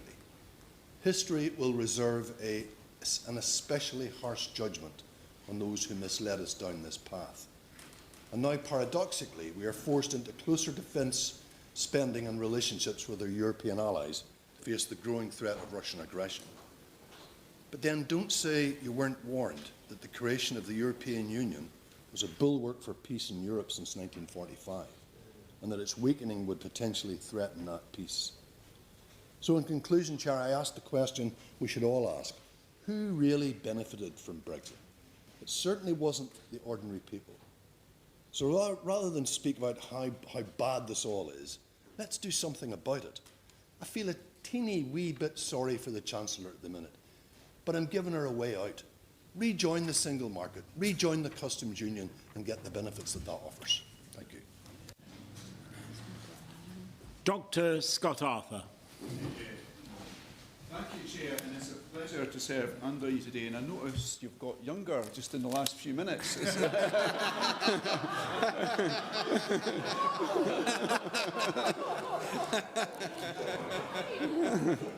hopefully it's orderly to flatter the Chair.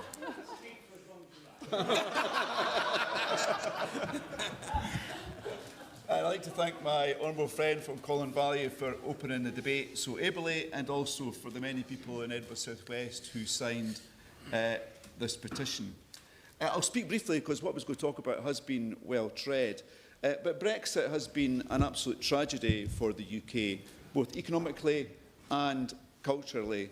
And I think the Conservatives have taken a share of the blame today, along with Reform and its predecessor parties.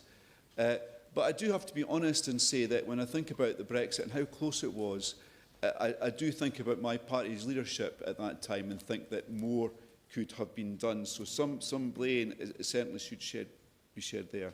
So I came to this place from higher education last July, so I do want to speak about the impact of Brexit on that sector quite briefly. So I do so within the context of my register of interests. And I should also mention that Patrick Thompson from Strathclyde University is shadowing me today, which largely involves drinking coffee when I drink coffee so far.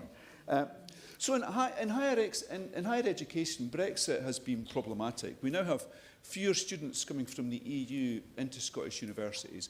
And primarily that's not a money issue. That's about the diversity of thought within the classroom. And that is a real problem, and it leaves us all poorer.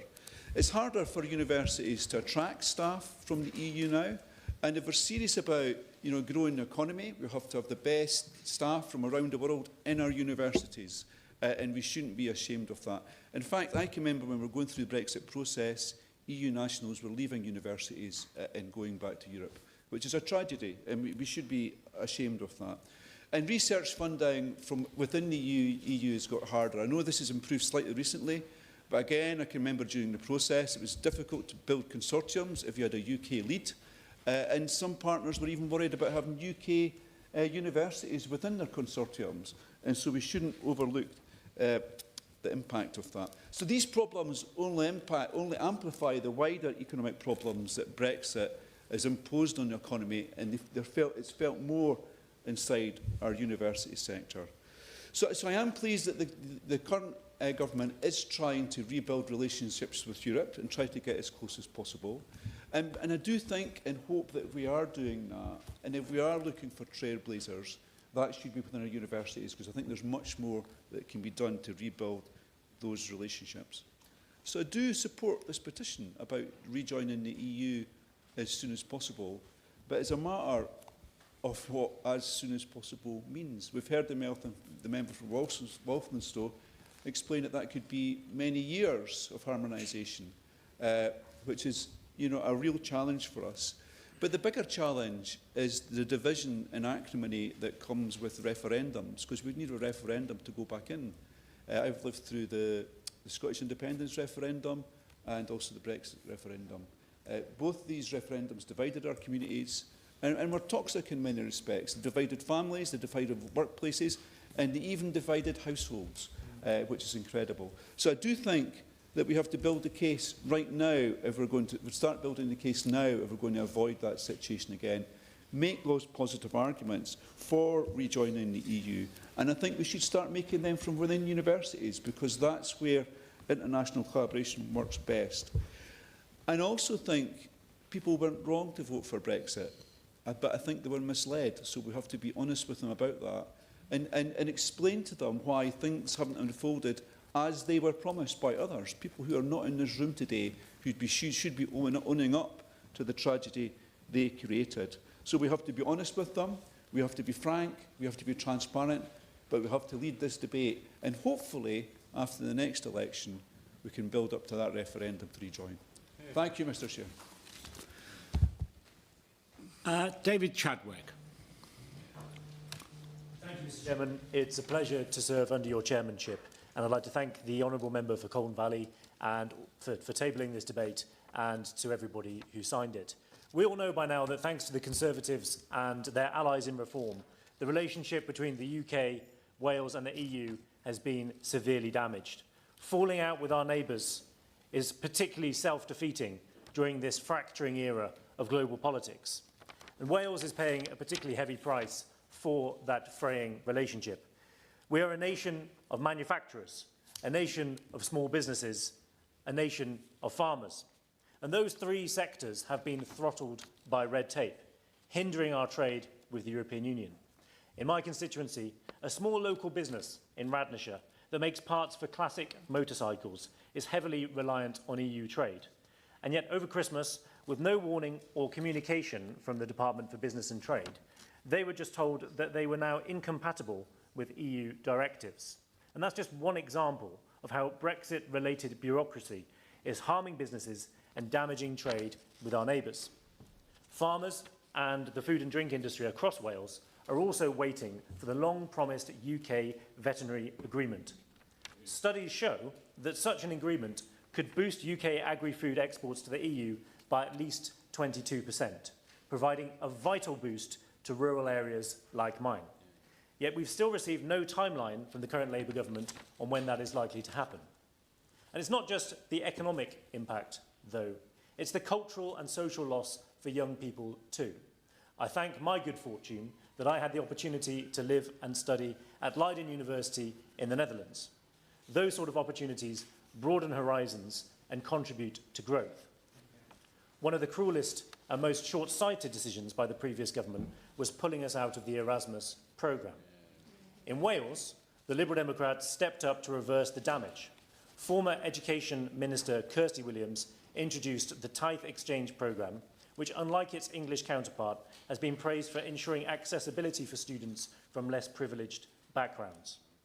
Ultimately, the Liberal Democrats want to see the UK back at the heart of Europe, rejoining Erasmus, tearing down trade barriers, and signing a youth mobility scheme with our EU counterparts, something the Labour government has so far refused to do.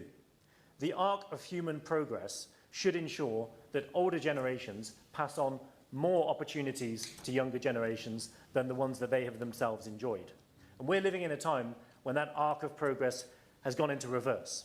And us pro-Europeans must now win the argument for a stronger EU with Great Britain at its heart.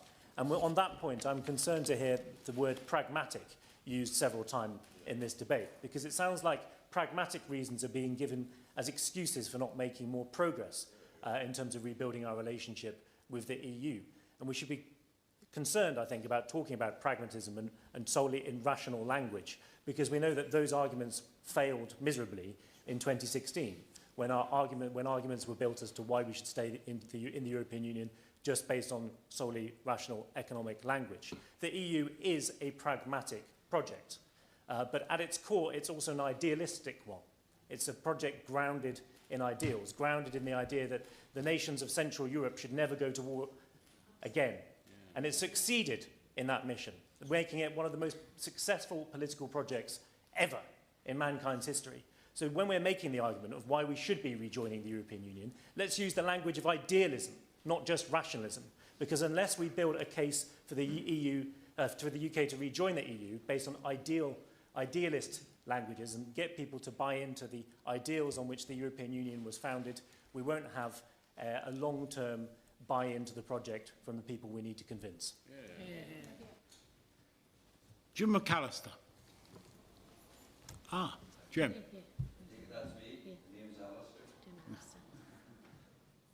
Thank you, Mr. Chairman. It's a pleasure to serve under your chairmanship, Sir John.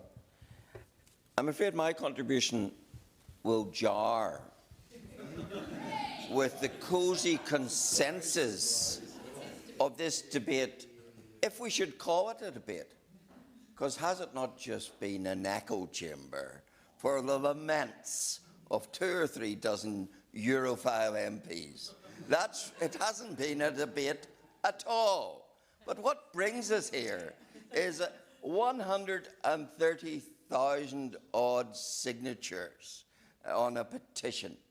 Well, of course, what that immediately calls to mind is the contrast with the 17,410,742 British voters who made the most consequential decision in the greatest democratic decision ever made by the greatest number of people ever voting.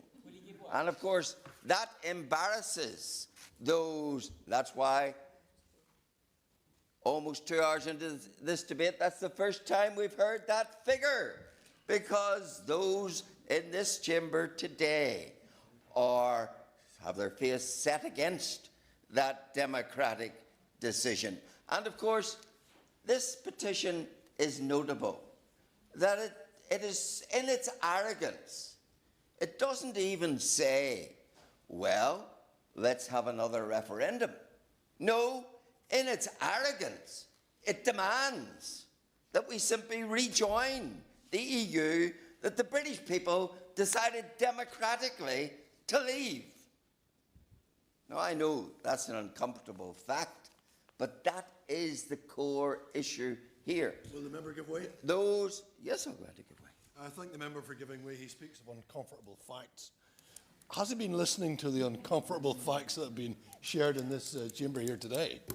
Well, let me give the honourable member and some others some rather uncomfortable facts. And for those Euro fanatics who gather in this hallowed hall today, I'm delighted to tell you that only 50 of my constituents in North Antrim signed this petition. And of course, that's for very good reason. Because unlike the rest of you, we have continued to have to live under the EU. We have continued to have to be subject to the bureaucratic stranglehold of the EU's single market and of its customs code. And what has that meant? That has meant, in the circumstance of Northern Ireland, that in over 300 areas of law, We are governed by laws we don't make and can't change because they're made by a parliament, a foreign parliament, in which we have no say. That is the product. That is the product of the denial of Brexit to the people of Northern Ireland. That is how we've been left. And of course, those are the laws that govern the single market. And I hear the moving desire of you all to be back in the single market. Well, let me tell you what it has meant for Northern Ireland to be in the single market. We have been told it was the best of both worlds. We were told what a panacea, if only we all had the best of both worlds. Well, let me tell you what that has meant for Northern Ireland. Being the best of both worlds, being able to sell into that mighty market of the EU was supposed to be that which would bring a flood of foreign direct investment into Northern Ireland. We were going, according to some of the enthusiasts, to be the Singapore of the West. Well, I have to tell you, there has not been one foreign direct investment into Northern Ireland because of the single market access. That, in a moment, that is the reality. So before you get what you wish for, I just caution you that being in the single market is no panacea. And of course, it comes in Northern Ireland at the price I've already illustrated. The fact that we must be governed by laws we don't make and can't change. And you all now seem, well, the 2 dozen of you are here, seem to want to put the whole United Kingdom in that position. And I've heard people lament about tariffs from America. But you want to put yourselves in the club that will be the most tariffed from the United States. Where is the logic of that? It really is beyond belief. But the real lesson out of Northern Ireland is this.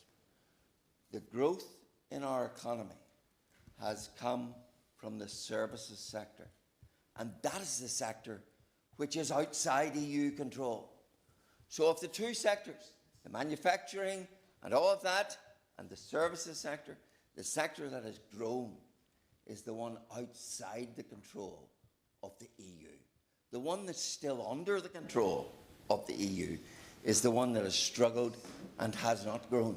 And that, I think, is a telling reminder of what it means to subjugate yourself in a subservient way to rules that are made in a foreign parliament. Yes, I'll give way. And he's right, many of us feel desperately sad about the position that Northern Ireland was put in as a result of Brexit. I hate to tell him, but actually the services sector, because Northern Ireland is still both in this position, because of the value of the Good Friday Agreement, is included in Northern Ireland. But I just want to ask him, because he made much stir there of the 50 people who deigned to sign the petition from his constituency and dismissing those people who might be supportive of having a relationship with the European Union. What does he say to the 693,525 voters in Northern Ireland, the majority of them, who voted to remain? In this debate, there are many contentions thrown around, but he wants to talk numbers. Numbers matter. Well, 2 things.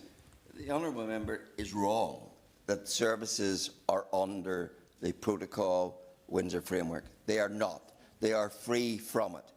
So she is just simply wrong about that. On the question of Northern Ireland voted in favour of remaining, so what? That was not the vote. That was not the question on the ballot paper. The question on the ballot paper was, should the United Kingdom leave? And you might as well say,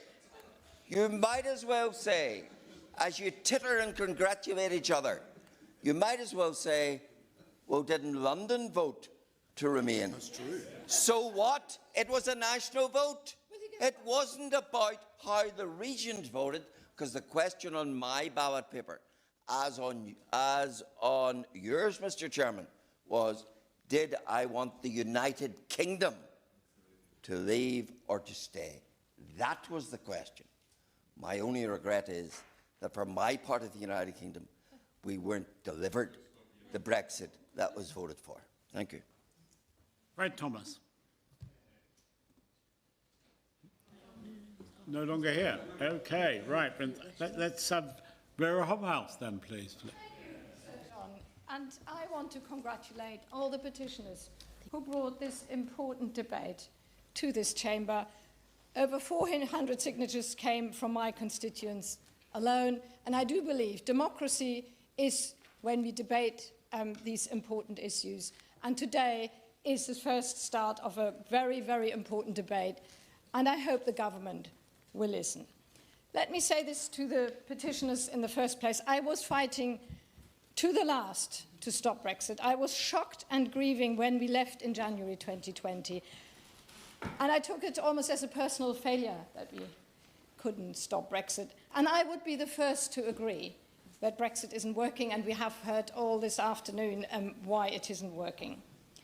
I'm also, like my wonderful friend, the MP, the Member of Parliament for Stratford-upon-Avon, I'm a European product. I wouldn't be here without the EU. I'm German by birth and origin. I met and married my British husband, and I became a British citizen, and I was 30 then, and for the last 35 years I've tried to get rid of my German accent. But through all those many years, I've always been a European at heart, and that heart was somewhat taken out of me. But through my scars, incomprehension and shock, I have come to understand that looking back is not an option now. We must find new ways of engagement and a new language of defining our relationship with the European Union. And yes, pragmatic, I think we have to be realistic and we have to be honest with our constituent. What I expect from our government is not to look backwards, but I echo what has been said this afternoon, to define what a reset of our relationship is going to lead to. And from our part, from the Liberal Democrats, we always believe that reset, the end journey, should be to be at the heart of the European Union once more. Last week, I was in Brussels as a member of the Parliamentary Partnership Assembly, as a number of other friends and colleagues in this chamber as well. The Parliamentary Partnership Assembly is the only formal body by which UK parliamentarians actually engage with EU parliamentarians. And this is what I heard from our European friends. The TCA is the most comprehensive and wide-ranging trade agreement that the EU has with any other third country. And that is something that we need to also hear. It is the most wide-ranging and most comprehensive trade agreement that we have, because we are an ex-member and no other country has gone out of the European Union. Most want to ascend. But it is important to recognize that the EU is actually quite happy with the TCA. They are not necessarily wanting to open the discussion, and we here can, of course, theorize and test how far the TCA can go, but we have to recognize that currently the EU sees the TCA as something that they're quite happy with. What they do want to engage with, and that's what they say, their main concerns is people-to-people contact, a sustainable energy future, and security and resilience. And I would like to take each one of them. People-to-people contact, mainly what they have been proposing is a youth mobility scheme. And we Liberal Democrats are absolutely, and we're first out of the box to say, yes, we should agree to that. And I don't think it is helpful if the government says that a youth mobility scheme is a return to free movement. It isn't. So we have to look at what a youth mobility scheme can realistically look like. And while I recognize, because I tried that in the last Parliament as well, to look at whether we could go back to something like Erasmus+, that would cost the government a lot of money. I can't see that happening just now. But what we could look at, because Turing exists, and if you look at Turing and the ambitions of Turing, which is not just about students, but also apprenticeship and other exchanges with young people, but it is only accessible to British citizens. And therefore, whether Turing is an opportunity to make that reciprocal, and I urge the government to at least look at that, because that would be a way forward and a way towards making some sort of movement towards the European Union. The other one is, of course, is our security, is our energy security arrangements. And there I want to say two things. Currently, so energy security is a shared concern for both. Absolutely, the European Union wants to engage on energy security. But the current system with which we trade our energy is not working. It was set up as part of the TCA, and it's called something very complicated, multi-region loose volume coupling, and it has to be replaced by something that is a lot more ambitious as a sort of a price coupling model that we currently have. And this is particularly important if we want to draw in the vital private investment to realise the huge potential of the North Sea as our shared clean power plan. And again, I urge the government to at least look at the way we are trading our energy. It would have big advantages, not just for UK citizens, but also for EU citizens, and the EU is open to these discussions. Another issue is, of course, ETS, so the way we trade emissions. And again, I do not expect the government to ultimately follow entirely a European model, but we need to align as far as possible. And my last point would be on security. Obviously, it is in our shared interest to protect and defend Europe. When we were talking about security cooperation, someone from the European side said, oh, we have to look whether this needs a new legal framework. And I would say, well, if the European Union talks about new legal frameworks, that's probably not the pragmatic and realistic solutions that we are looking for. But I agree with my friend, the member for Tunbridge Wells, that unless we find ways of how we are actually securing security procurement and how we are working together on the supply chains of how we are making sure that that defence system, our defence systems are working together and where we produce what, then again, our reset of the relationship is just warm words. And therefore, to conclude, Sir John, what I urge the government is to move away from just warm words. In the PPA, we all said yes, and the relationship and the words that has been exchanged are very warm, and there's a new relationship. We must move away from warm words to actual action and results, because otherwise we keep talking about a reset for many, many decades. We need to have some action from the government now. Wishart. Chairing this afternoon. I've listened very carefully to all of the speeches today, some fine, some perhaps not so fine. And I have to say, I'm not entirely too sure exactly where we are. I don't know what to make of this at all, and I'm really confused, and I'm hoping that maybe in the sum-up speeches I'll be helped and assisted a little bit to get a better understanding about where this House is. Because I heard this government throughout the whole general election saying the only thing that was important about the EU was the red lines. It was all about not joining the single market, not joining the customs union, and that was about it. Then, as the months went on, we started to hear about this reset, and I thought, okay, let's examine this a little bit. What does this mean? What are we going to get from this reset? And what we find, not very much. I think reset to this government is the EU doing this government some sort of favour to sort of mitigate some of the impacts of Brexit without the government giving anything back in turn. And people have raised touring musicians and youth mobility scheme. Now, these are two issues that I'm particularly well associated with. I don't know if I mentioned it before, Mr Hayes, but I was a former rock musician in the day and toured Europe extensively. I've probably not said that to you at all, but that was the case. And these are related because there was a negotiation that started to happen within the EU. And there was a sense that in return for offering a youth mobility scheme to Europe, we would secure the rights for our artists to once again tour freely within the European Union. That would be some sort of creative passport and visa given to our bands so they could once again get the pleasure of playing within the European Union. That was rejected out of hand. They weren't interested.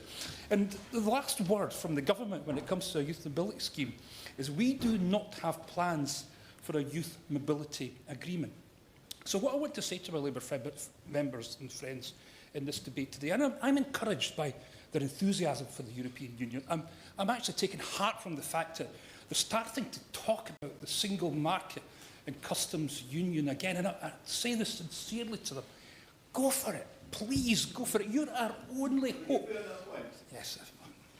I thank the Honourable Gentleman for giving way, but he suggested we go for it in terms of the custom union. I think he was one of the MPs that abstained when he had that chance. Yeah.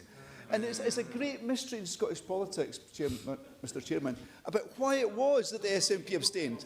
Can you explain that? Can you explain that? I can't really believe that we're still debating it, right? What happened that day? This is a final word on this for the Honourable Gentleman. He wasn't there. I was there.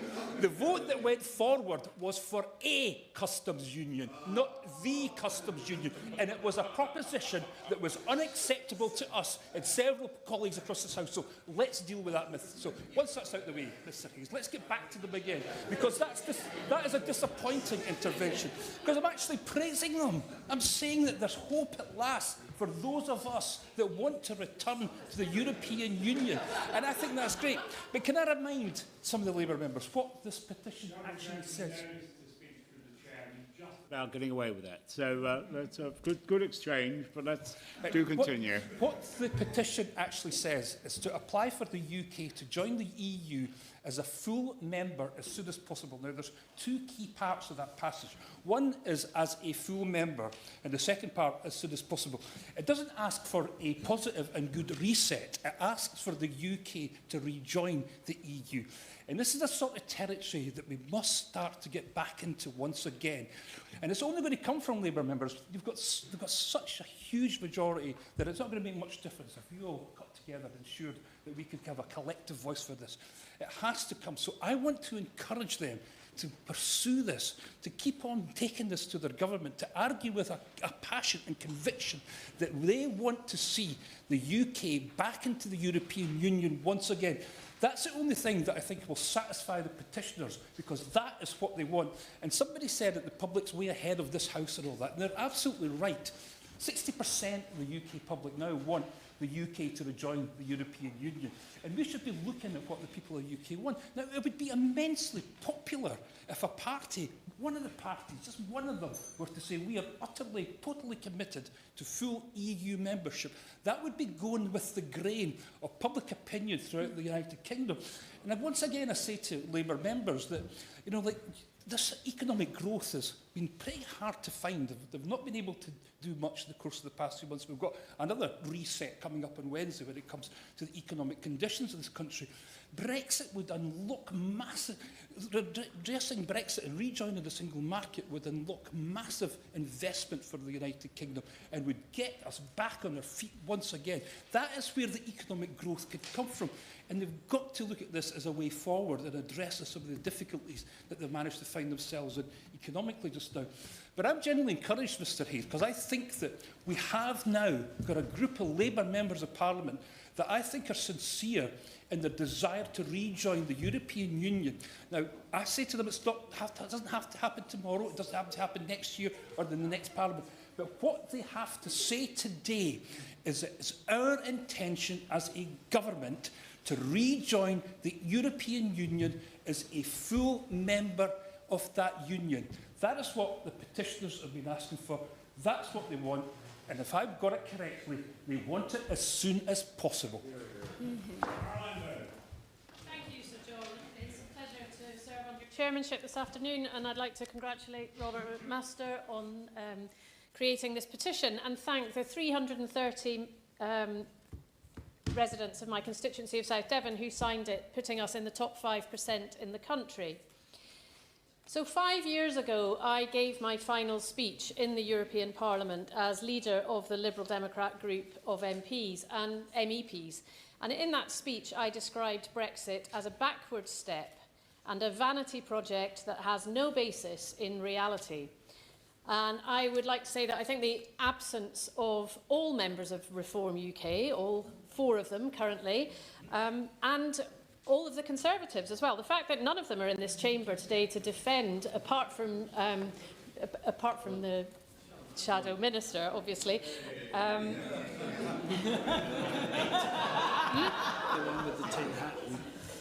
Yes, very bravely sitting there on his own. The fact that none of them are here in the chamber today to defend Brexit, I think, speaks volumes. Leaving the European Union was a significant moment, leaving a union of nations that was established to promote peace on our continent and which had seen the dismantling of barriers between nations and had enabled trade and cultural ties to flourish. What the European Union has achieved in terms of international cooperation is second to none in the world, and I still believe that we are stronger together and that as a small island nation we played a much bigger part on the international stage as one of the key members of that union. Now, nobody wants to revisit the division and toxicity of the Brexit debate that dominated our national discourse for years, and I do understand the hesitation of the government to even go there. But we mustn't forget that that debate was fuelled by misinformation and outright lies about what leaving the European Union would mean for the UK.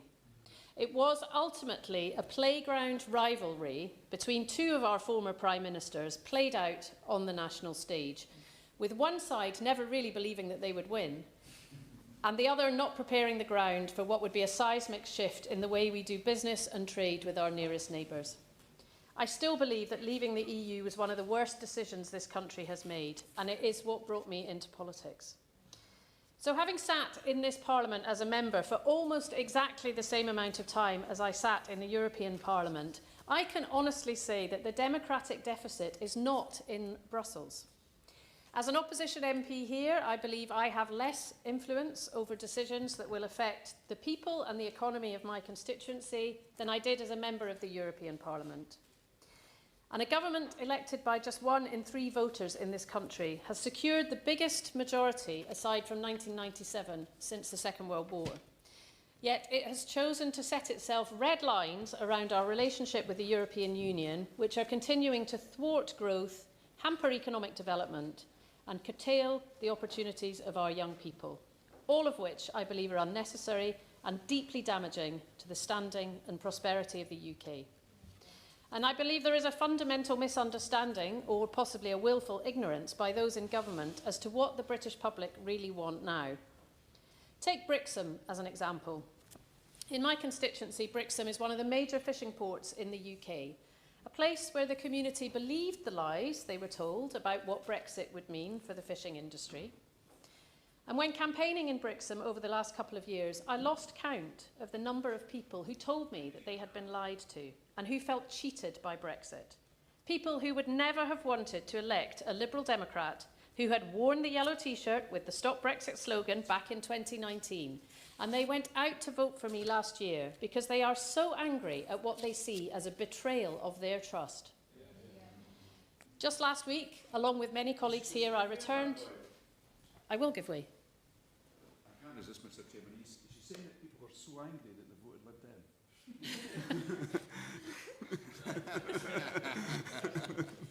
I thank the honourable member for his intervention.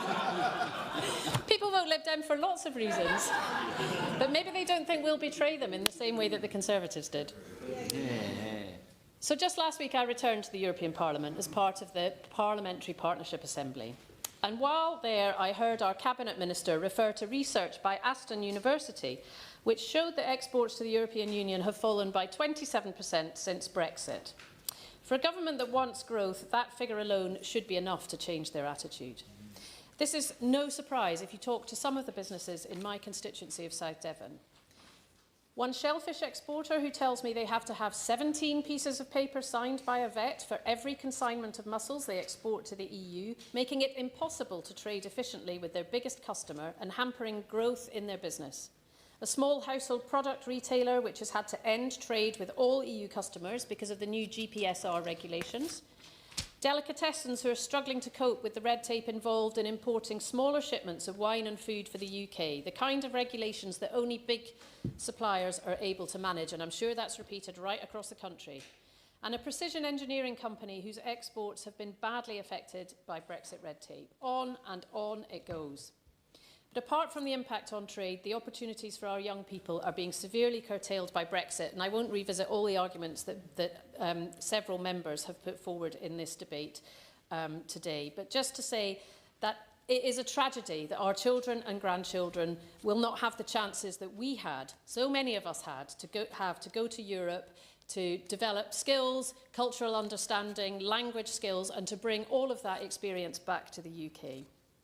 It's high time the government agreed a youth mobility scheme with the EU, and last week I welcomed the PPA agreement, which said the government understood the need to establish a youth opportunity scheme, including apprenticeships. We all understand the need. Let's hope the government will go further than that and address the need. In so many ways, our country has been impoverished by Brexit, economically, culturally and politically. And I'm sure I'm not the only one to be absolutely demoralised by the millions of hours of negotiations that took us out of the European Union, and now potentially the millions more that will go into negotiating piecemeal, bit-by-bit replacements for all the benefits that we lost. Yeah, I will go. Thank you very much, being very generous with your time. On that point about the many, many hours being taken to renegotiate, to change our deal, to get potentially the customs union access, and then we'll hear talk from the government about cutting waste in Whitehall. The irony that the additional burden put on Whitehall on civil servants due to Brexit is now being spoken about as this burden that we need to get rid of. Does she have a suggestion on something that they could potentially do to reduce the workload for Whitehall civil servants towards the European Union?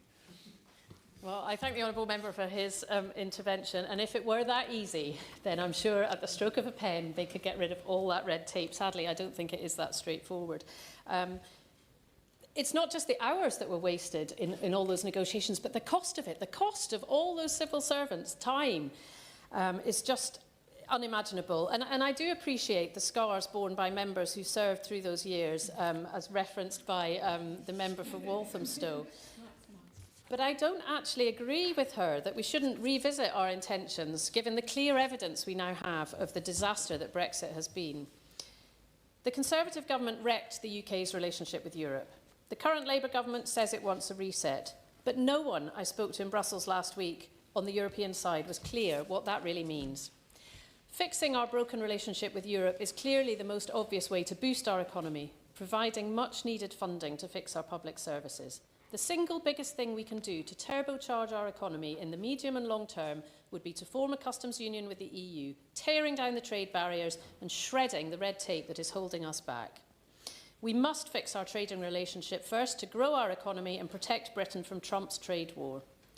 The Liberal Democrats have always believed that we are stronger as part of Europe. It is a long road back, and thanks to the Conservatives, it will take a long time to rebuild trust. But we owe it to future generations to make it happen. Sadly, I think it's probably too early to campaign to rejoin the EU right now. It's not even an option on the table. But we must take concrete steps towards it, rather than just repeating meaningless warm words to start rebuilding the shattered relationship.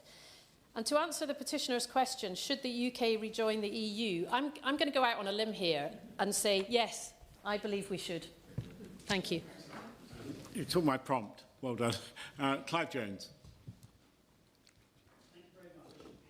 It's a pleasure to serve under your chairship, Sir John, and I thank the Honourable Member for Colne Valley for securing the debate, and for Robert and others for originating the petition.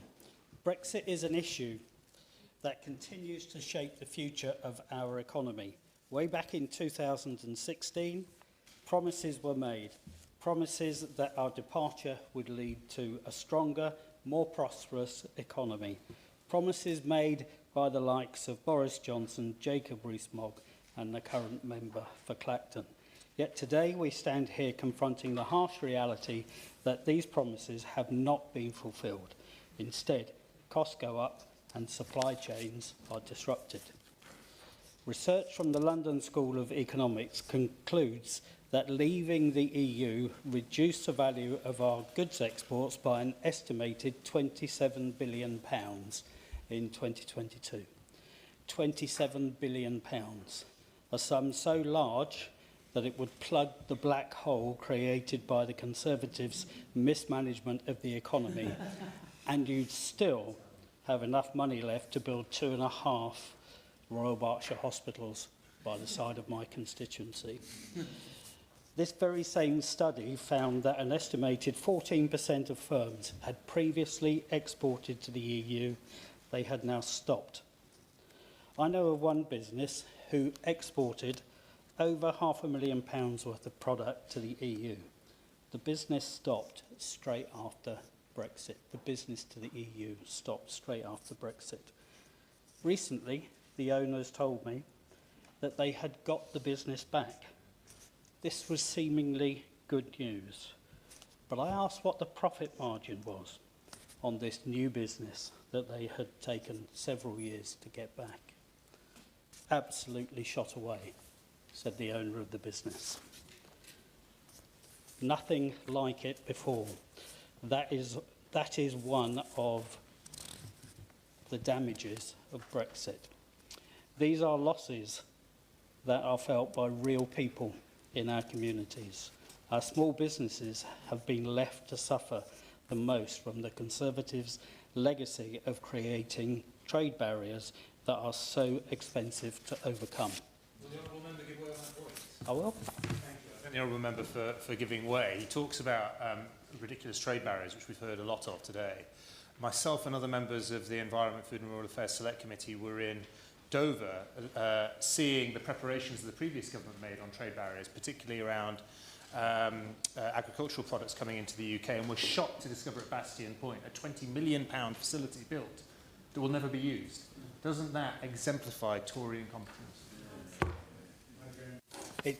It certainly does. They certainly know how to easily waste £20 million. They showed us they were very, very good at doing that.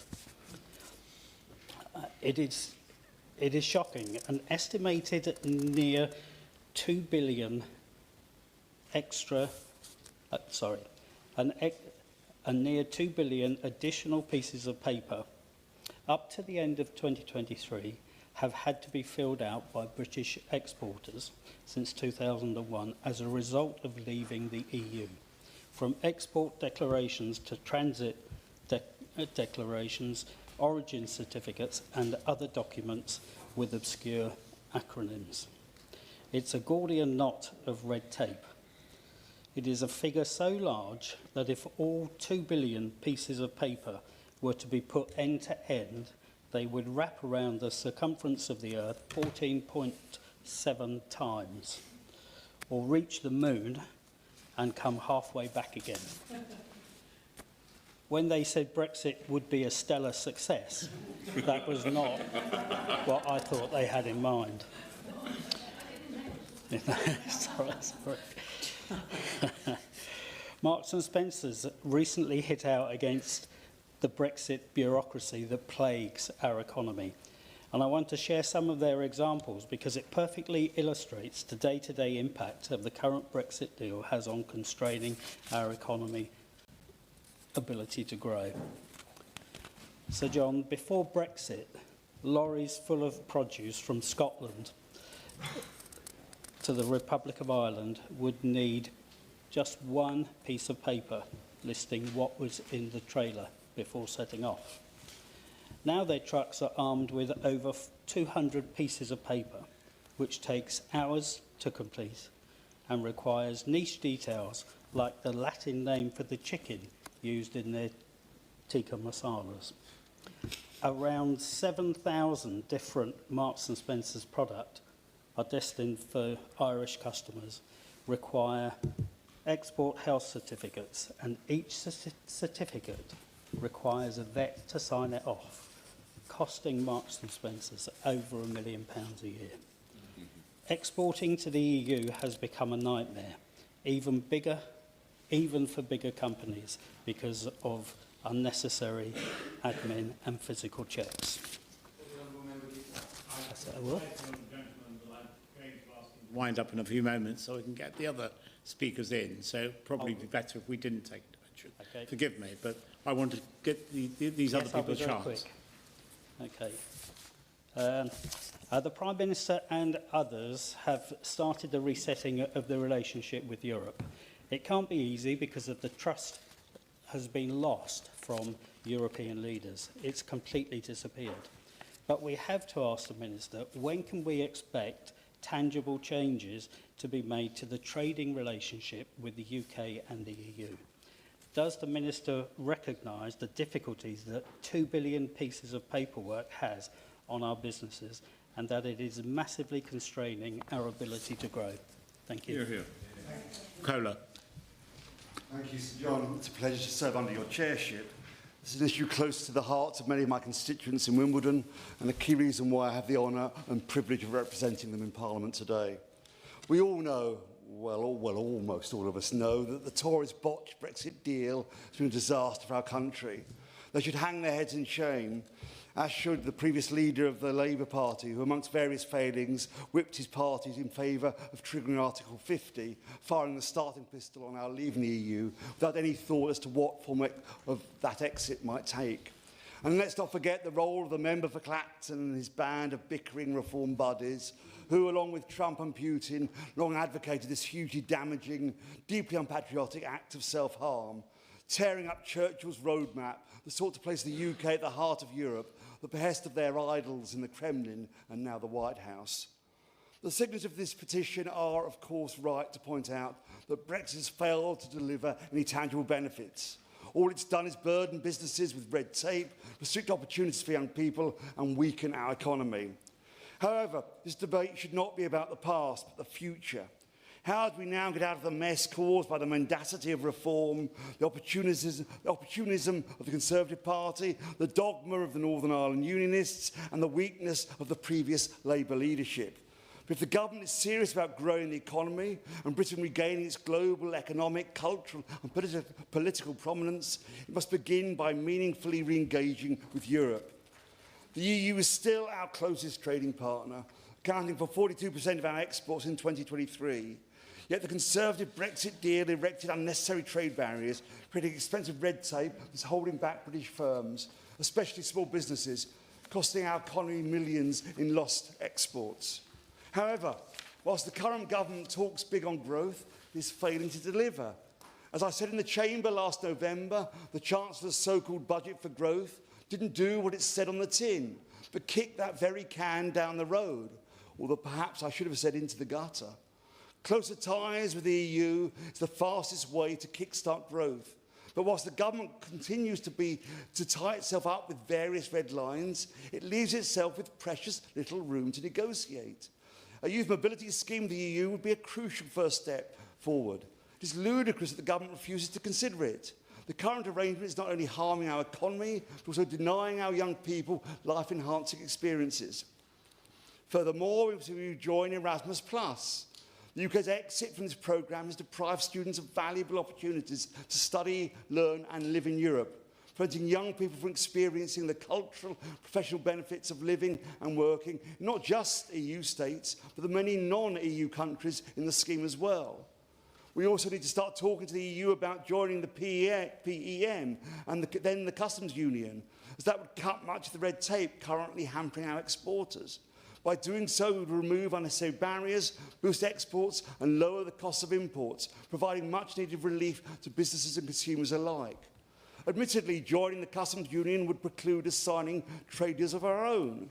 But given the experience thus far, the disadvantageous ones struck with Australia and New Zealand, that would be no bad thing, especially with Trump now raising the prospect of us agreeing one with the US, which on all the evidence thus far will doubtless benefit him far more than us. The cultural impact of Brexit has been equally damaging to the UK. Britain is a global cultural leader with our actors, artists and musicians renowned worldwide. However, Brexit has made it significantly harder for them to tour Europe due to expensive visas and excessive paperwork. The Lib Dems will push for cost-free, paper-free, short-term travel for UK artists and their support staff.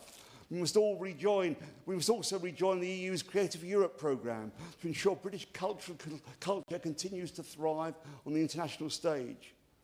As I've outlined, if we want to restore Britain's place in the world, we must meaningfully re-engage with Europe. However, I do not advocate rejoining the EU overnight. The damage caused by Brexit is not only economic, but also social. We all remember the friction it caused within families and communities and between the regions and countries of the UK. Yes, we must eventually rejoin the EU, but we can only do so by bringing the country, not just a wafer thin majority, with us. Whilst any party that won an election on a mandate to rejoin the EU would walk into the subsequent negotiations naked, with no means of avoiding a hard deal. Admittedly, it is highly unlikely we will ever be able to rejoin on the favourable terms we once had and have now forsaken. But it's critical we negotiate from a position of strength, as Tony Blair has advocated, and do not go into any talks with a begging bowl, merely asking to rejoin. That's why the Lib Dems have set out a clear, pragmatic roadmap to rebuilding our ties with the EU. First by rejoining European agencies and programmes, then by negotiating a customs union and then the single market. These steps will help restore Britain's prosperity, repair the damage caused by Brexit and bring back some of the opportunities we lost. The message from this petition is clear. The British people want a better future. They see the failure of Brexit, understand that our country's prosperity, security and influence depended on closer ties with Europe. The Conservative government wrecked our relationship with the EU. The new Labour government refuses to take necessary steps to repair it. The government must do what is right for the British public, and not just run scared of the member for Clacton and the rest of his quarrelsome ragbag of little Europeans and cheerleaders for Trump and Putin. We are part of Europe, and one day, I have no doubt, we will rejoin the EU and regain our position at its heart, just as Winston Churchill advocated. Until that day, we must work tirelessly towards fostering ever closer cooperation by breaking free from the red lines by which this government has tied itself and bound itself so unnecessarily. Thank you. I'm Matthews. Yes.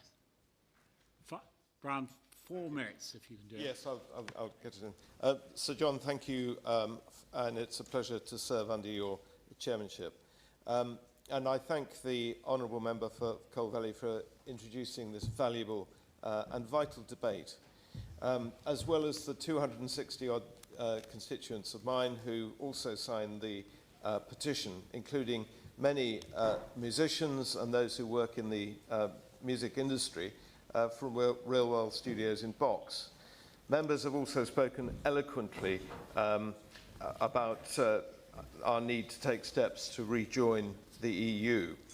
Ironically, what is happening the other side of the Atlantic may also be driving the desire for this even faster. With Trump in the White House, it's even more vital that we re-establish our relationship with our European friends. Security has been mentioned, and this is not only in a military sense. Cuts to USAID, for example, have imperiled the WHO's early warning system for identifying and taking action on dangerous diseases. A month ago, there was an outbreak of the Marburg virus in Tanzania. A week ago, there was a Lassa fever case here in London. Ebola could easily outbreak at any time. COVID has taught us we live in a small world, and the early warning system has now gone. The EU has the power to replace USAID, and rejoining the EU could help direct us. Rejoining the EU could help direct the EU to these and other dangers. In a dangerous world, we must reconnect with our European friends and allies.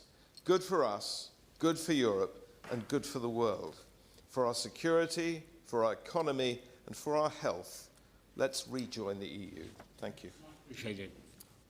You've got 2 minutes, Jim. Jim Shannon. I'll talk as fast, even faster than I normally do. A real pleasure to serve under your chairship. Can I first of all say I'm a Brexiteer, it's no secret. I voted to leave. My constituent Strangford voted to leave, 55% to 45% to leave. Now, if I take the logic of some of the Democrats in here, that Scotland decided to stay, if you take it their vote, Wales did theirs, England did theirs, Northern Ireland did theirs. But the vote was all of us together to make a decision. So whether you like democracy or whether you don't, that's the way it is. I've been a politician for a great many years. I canvass people and try to encourage them in relation to the Belfast Agreement to use their vote and to vote against the agreement. I fundamentally disagreed with allowing prisoners out of jail. I fundamentally disagreed with disbanding of the RUC and the cloud which settled over the UDR. All of these things I absolutely oppose with every sinew of my body. But however, I accepted the will of the people who said that's what they wanted, and I went ahead with I've worked within an institution that is fundamentally flawed, and the outworking of these concessions contained within the simple yes or no referendum have had lasting results. Fishing is vital to my constituency. The changes that the government sought are ones that I hope to see benefit us in the process as we move forward for quotas, for jobs, for opportunities. I could raise the question of the benefits of rejoining the EU. I could highlight the vile and repugnant way in which many constituents have been used by the EU to hurt the UK for daring to leave. I could talk about the lack of seeds, of packages, of medication, of chocolate biscuits, of sausages, the damage to our micro businesses from the EU regulations, the fact that Northern Ireland is precluded from state aid, the fact that we have restriction and no representation. I could argue with anyone the fact that their treatment of Northern Ireland as a whole indicates the rotten nature of the EU. But the fact of the matter is that none of this really matters. I would urge the Minister and the Labour government not to give up our fishing rights. The UK voted to take them back, and that is what the government must adhere to and must respect. I conclude with this, Mr. Chairman, I'm very mindful of what you've told me. The will of the people is all that matters, and they have spoken. Without another referendum, there can be no return, and in my opinion, there should be no return. We are all Democrats, elected by the democratic system. So with that in mind, democracy may not be palatable at times, but it has to be respected at all times, and that is a full stop in any debate regarding this issue. Thanks so much. Perfect, Chairman. Sir Rona. Thank you very much, Sir John. It's a pleasure to serve under your chairmanship. And I'd like to begin by thanking the member for Colne Valley for opening this excellent debate we've had this afternoon, and also to extend my thanks to Mr McMaster for initiating the petition, and to the 130,000 members of the public who signed it and whose desire for the UK to once again be at the heart of Europe has today brought together members from across the House for this debate. You can see from the number of Liberal Democrat contributions to this debate that this is a subject that's very, very important to our party. The member for Tunbridge Wells talked about the impact on defence. The member for Stratford-upon-Avon talked about higher education. The member for Lewis talked about youth mobility, the Pan-European Mediterranean Convention. The member for Brecon, Radnor and Cwm Tawe talked about the impact on farmers. The member for Bath, it was a very personal reflection on her own journey, and I'm grateful to her for that. The member for South Devon talked about fishing. The member for Wokingham, very eloquent on the barriers to trade. The member for Wimbledon, I would say a polemic, which I really enjoyed. And the member for Melksham and Devizes, an interesting contribution, particularly about the impact that it's having on health cooperation, and I thank him for that. There were many other contributions from other parties. I particularly wanted to thank the member for Walthamstow for her very striking speech and the very striking metaphors. I have to say, a night out in Walthamstow sounds somewhat messier than a night out in Richmond, but I'm very grateful to her for her contribution. And members from other parties mentioned the impact on tourism, particularly musicians touring, language schools, international aid. The member for Banbury had some very interesting things to say about supply chains. It would have been lovely to have heard from members of the Tory party, but we look forward to the member for Fylde when he speaks after me. It seems really extraordinary how much time this took in the chamber, across the country, over so many years, and there isn't a single member of the Conservative Party here to defend what their party did while they were in government, apart from the poor member for Fylde, who wasn't even here at the time. Liberal Democrats are proud to be the most pro-European party, and we have been vocal in our support of the government's warm words regarding a reset and a rebuilding of our relationship with Europe after the disaster of the botched Brexit deal left by the last Conservative government. We are, however, concerned that these warm words are not leading to action. The wholly inadequate deal with the EU, negotiated by the previous Conservative government, has done enormous damage to British businesses. We've seen soaring export costs, increased workforce shortages, and reams of red tape creating huge barriers to growth. Having spent the last 5 years grappling with the bureaucracy of Brexit and increased trading costs, many business owners across the country will now be deeply concerned by the additional challenges to businesses coming from Washington. The returning Trump administration has fundamentally changed trading relations globally with the introduction of high tariffs, which we already have on steel and which are being threatened in other areas too. It's vital that the UK leads on the world stage again, standing up for our interests by working closely with other countries, most importantly our European neighbours, which is why I'm so glad to be here today to speak alongside colleagues from all parties to advocate for a constructive rebuilding of our relationship with Europe. The new global security and geopolitical landscape has shifted since the Brexit vote of 2016, with an aggressive Russia, an assertive China and the return of a Trump administration in the US. The case for closer cross-channel ties with the EU are made far more urgent. The government is rightly looking to build closer defence and security agreements with Europe, and I'm glad that the government has embarked on these vital security negotiations. However, recent reports suggest that despite being part of the European coalition of the willing, UK arms companies won't be included in a new €150 billion EU commitment for an increase of defence capabilities unless the government agrees to defence and security partnerships with Brussels. We know that European officials are insisting that these defence agreements come in tandem with other partnerships, including a youth mobility scheme, and urge them to take that logical step and agree to a scheme which is such a clear win-win for everyone. As the Minister knows, the Liberal Democrats believe that a key and pragmatic step in this rebuilding is in introducing a youth mobility scheme between the UK and the EU. Despite recent reports in the press that the government had plans to introduce such a scheme and encouraging words from the Prime Minister himself just last week in response to a question by my honourable friend, the member for Epsom and Ewell on this topic, it has been deeply disappointing to hear the Home Secretary and other ministers rule this out, despite knowing that an agreement on youth mobility would not lead to freedom of movement. A youth mobility deal would be good for our economy, especially our tourism and hospitality sectors, while providing young British people the opportunity to work and study abroad. This would be a win-win. And not only that, it's what the British public want. Polling shows that 2/3 of the UK population are in favour of a youth mobility scheme, and the scheduling of today's debate is further proof of the appetite across the country for closer ties with Europe. Introducing a youth mobility scheme between the EU and the UK would send a clear message that this country is serious about supporting our young people and backing British business with the labour force it needs to grow. The EU has been very clear that they would welcome a youth mobility scheme, and it has now signalled that agreeing to such a scheme will be a necessary step before broader partnerships, including those on defence, can be established. So I urge the government to embark on these negotiations to expand opportunities for young people across the country and acknowledge the broader benefits which this scheme would provide. And will the Minister acknowledge that such a scheme would not cross any of the government's red lines regarding a European reset? More broadly, as the Minister will be aware, the previous government accepted an agreement allowing EU member state nationals visiting the UK to benefit from a 6-month visa waiver, while UK nationals are limited to 90-day visa waivers when visiting the Schengen area. This is a further example of the appalling deal the previous Conservative government secured. Has the Minister considered redressing this imbalance and securing a fair, reciprocal and inclusive mobility agreement with the EU that provides for a 6-month visa waiver in both directions? The EU is our closest neighbour and our largest trading partner. I sense the Minister knows that we have to get on with repairing the trading relationship that was so badly damaged under the former Conservative government. The botched Brexit deal has been a complete disaster for our country, especially for small businesses, who are held back by reams of red tape and new barriers to trade, costing our economy billions in lost exports. The dismal picture of the financial impact of our withdrawal from the EU becomes increasingly clear. A recent survey of 10,000 UK businesses found that 33.5% of currently trading enterprises experienced extra costs directly related to changes in export regulations due to the end of the EU transition period. Since 2019, global British goods exports have increased by just 0.3% a year, compared with an OECD average of 4.2%.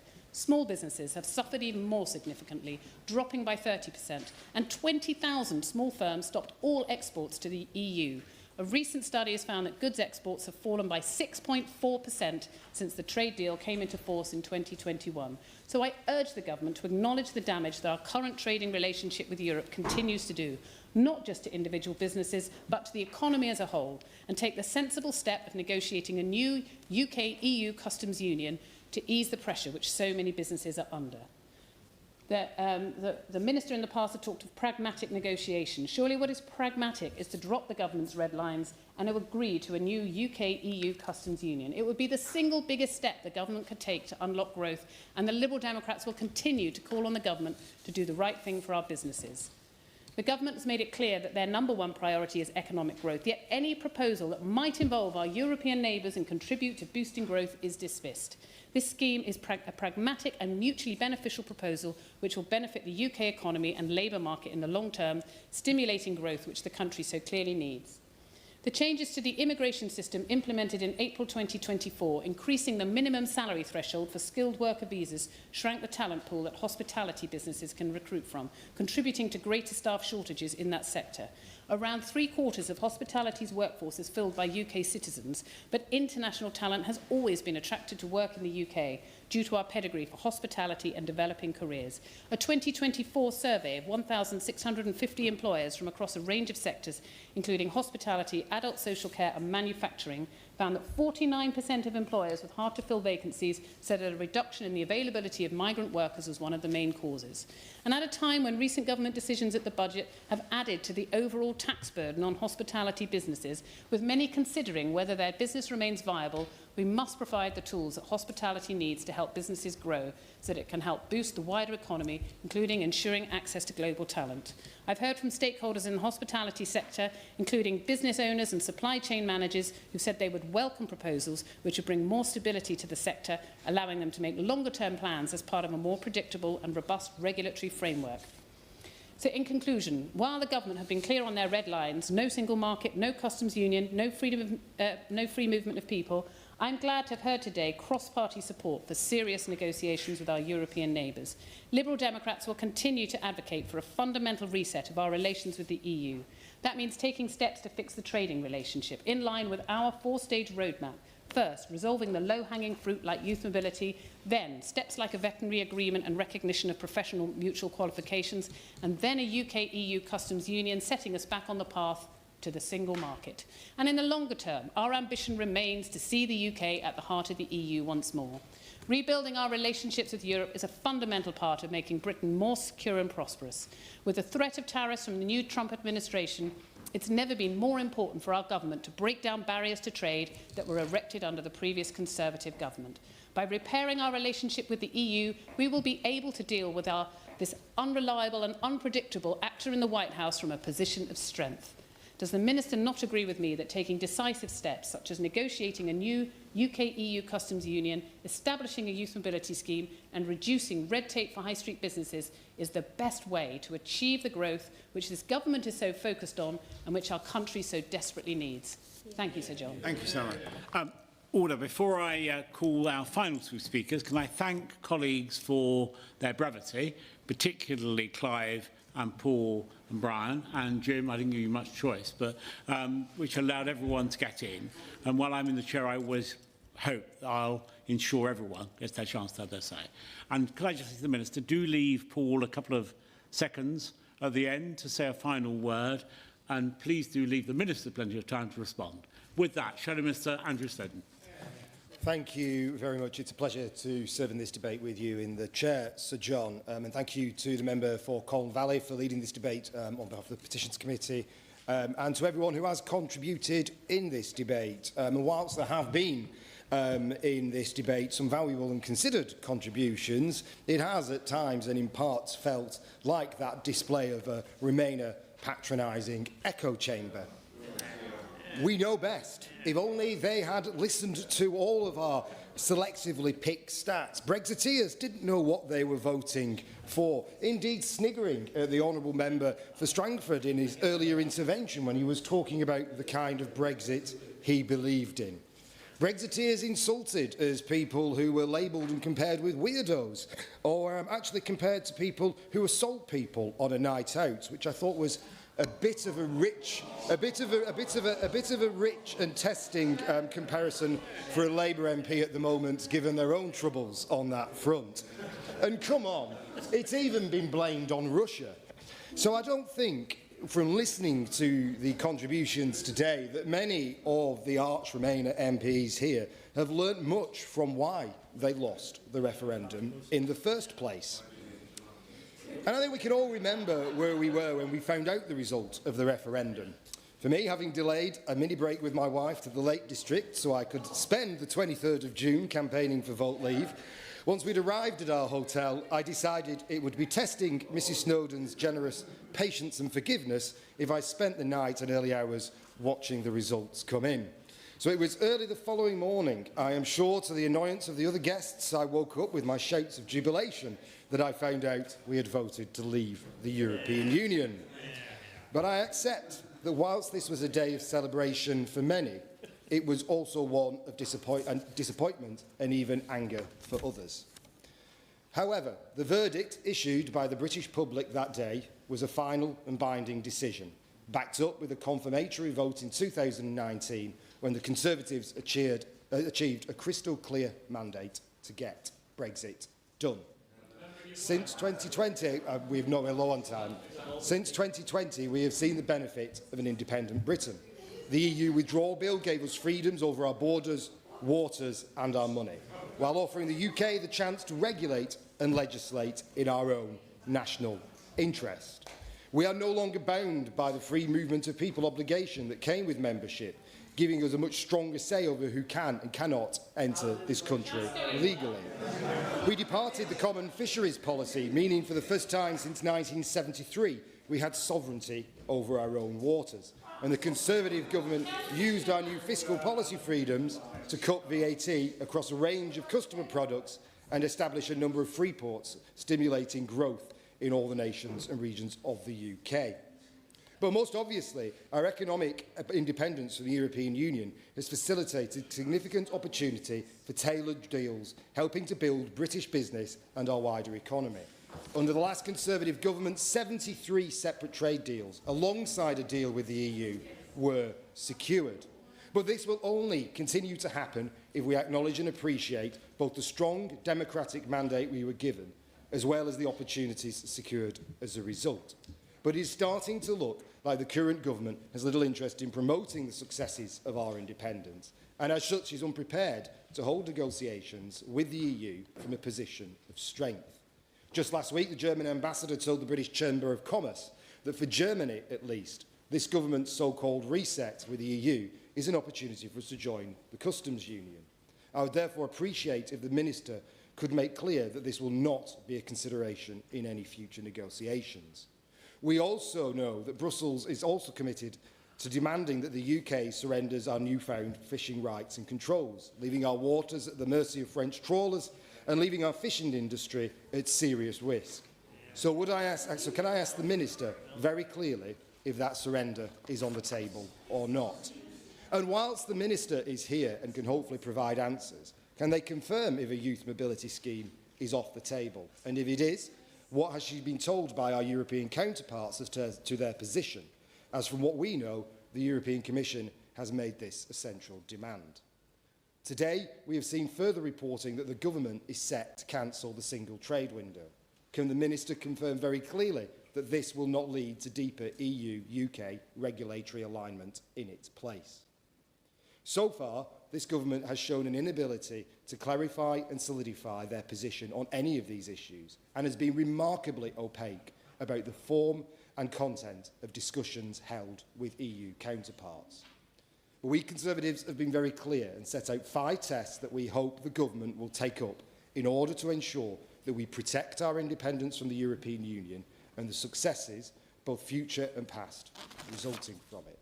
So can the Minister commit here today that 1, there will be no backsliding on free movement or compulsory asylum transfers. 2, the UK will not allow any new money to be paid to the EU. 3, there will be no reduction in our fishing rights. 4, there will be no new rule-taking, dynamic alignment or European court jurisdiction for the UK. And 5, there will be no compromise of the primacy of NATO as the cornerstone of European security.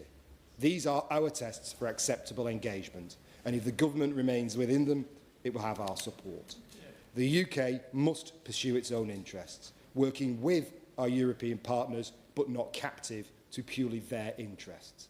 And ultimately, the government must respect the will of the British public who voted to leave the European Union. Parliamentary Under Secretary of the Cabinet Office, Abina Apongasar. Thank you, Sir John. It's a pleasure to serve under your chairship. I also like to take the opportunity to thank my honourable friend Cole Vanny for moving this motion. I'm sure everyone will agree he has spoken very passionately about the motion, and I'm going to try and leave some time aside so he can respond. I want to say firstly, I'm grateful for the opportunity to respond to the petitions debate on behalf of the government, and I'd also like to thank the Petitions Committee for their work in representing constituents, particularly across the country, and those that signed the petition. I've been asked this through various times in this debate, and I thought it would be better for me to be very clear from the outset, and with members of public that signed this petition, that this government will not seek to rejoin the EU, nor will there be a return to the freedom of movement, the customs union or the single market, as we set out in our general election manifesto. This was a clear commitment ahead of our election where the government secured a significant majority. That manifesto was clear on the benefits of seeking a closer relationship with the EU, and since July last year, this government has just been doing that, led by the Prime Minister and the Minister for the European Union Relations. This closer, more cooperative relationship with the EU is the UK's national interest. This government is working to increase security, safety and prosperity. Security in terms of responding to a once-in-generation moment for the collective security of our continent through our ambitious UK EU security and defence relationship. In safety, we know that we must do what we can to strengthen our collective ability to tackle organised crime and criminality and work together on illegal migration, which is a challenge across the whole of the continent. And we're also, in terms of prosperity, to grow the economy and boost living standards, we need to build export and investment opportunities for UK business and reduce barriers to trade with our biggest trading partners. All of this means that we need to be ruthlessly pragmatic in seeking closer and more cooperative relationship with the EU. I want to take this opportunity to reassure members who have raised concerns about the loss of data sharing and tackling matters such as cross-border crime.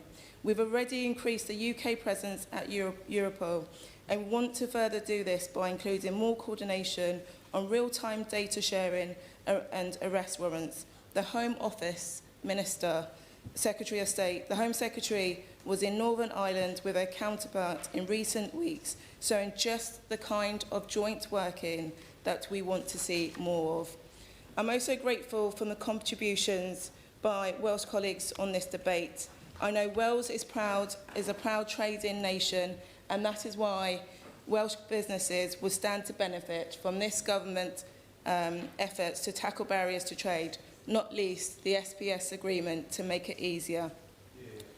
My honourable friend for Walthamstow has worked tirelessly on this issue, and I know that she is an esteemed campaigner, and she is right to say that this is not a quick process.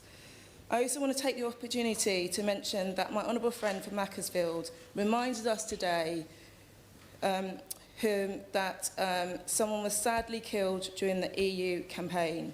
And I want to take this opportunity to pay tribute to Joe Cox, who was a passionate campaigner on this issue. I know that a number of colleagues have raised concerns about the impact the EU has had on businesses. And we know that the global economic headwinds of recent years have not always been easy for businesses, and I've heard evidence from colleagues in this debate today. And that's why we want to tackle the barriers to trade for businesses, and we know that facilitating business mobility is in our shared interest with the EU, supporting trade and growth on both sides of the Channel. The Chancellor has also made it clear that our biggest trading partner is the EU, with trade totaling over 800 billion in 2023. So I just want to reassure colleagues who have raised concerns about trade that the government's #1 priority will be the growth of the UK economy and free and open trade with our most economically important partners who will be delivering on that. I'll give way. What she said will come as a crushing blow to all the Europhiles that we've heard from the Labour Party today. No ambition for the single market, no ambition for the customs union. But can she at least suggest that she'll possibly look at a youth mobility scheme? I'd like to thank the Honourable Member for his question, and I've made it very clear. And as I do know, in the past, the SNP hasn't voted in the past for the Customs Union, and we are following very clearly what people have asked us to do in terms of the manifesto commitment. In terms of the Erasmus theme, that was raised by colleagues, particularly from Durford, Merron, Nide. Apologies if I've not pronounced that right. We are working with higher education sector to ensure our world-leading universities continue to attract the brightest, the best, and support our economy. But I have to say to the Honourable Member, we have no plans for Rejoin the Erasmus scheme. And I know that members have raised concerns about opportunities for young people and have raised their proposals for the youth mobility scheme. The government recognises the value of people-to-people connections and the value of schemes which give young people the opportunity to experience different cultures and work or study elsewhere.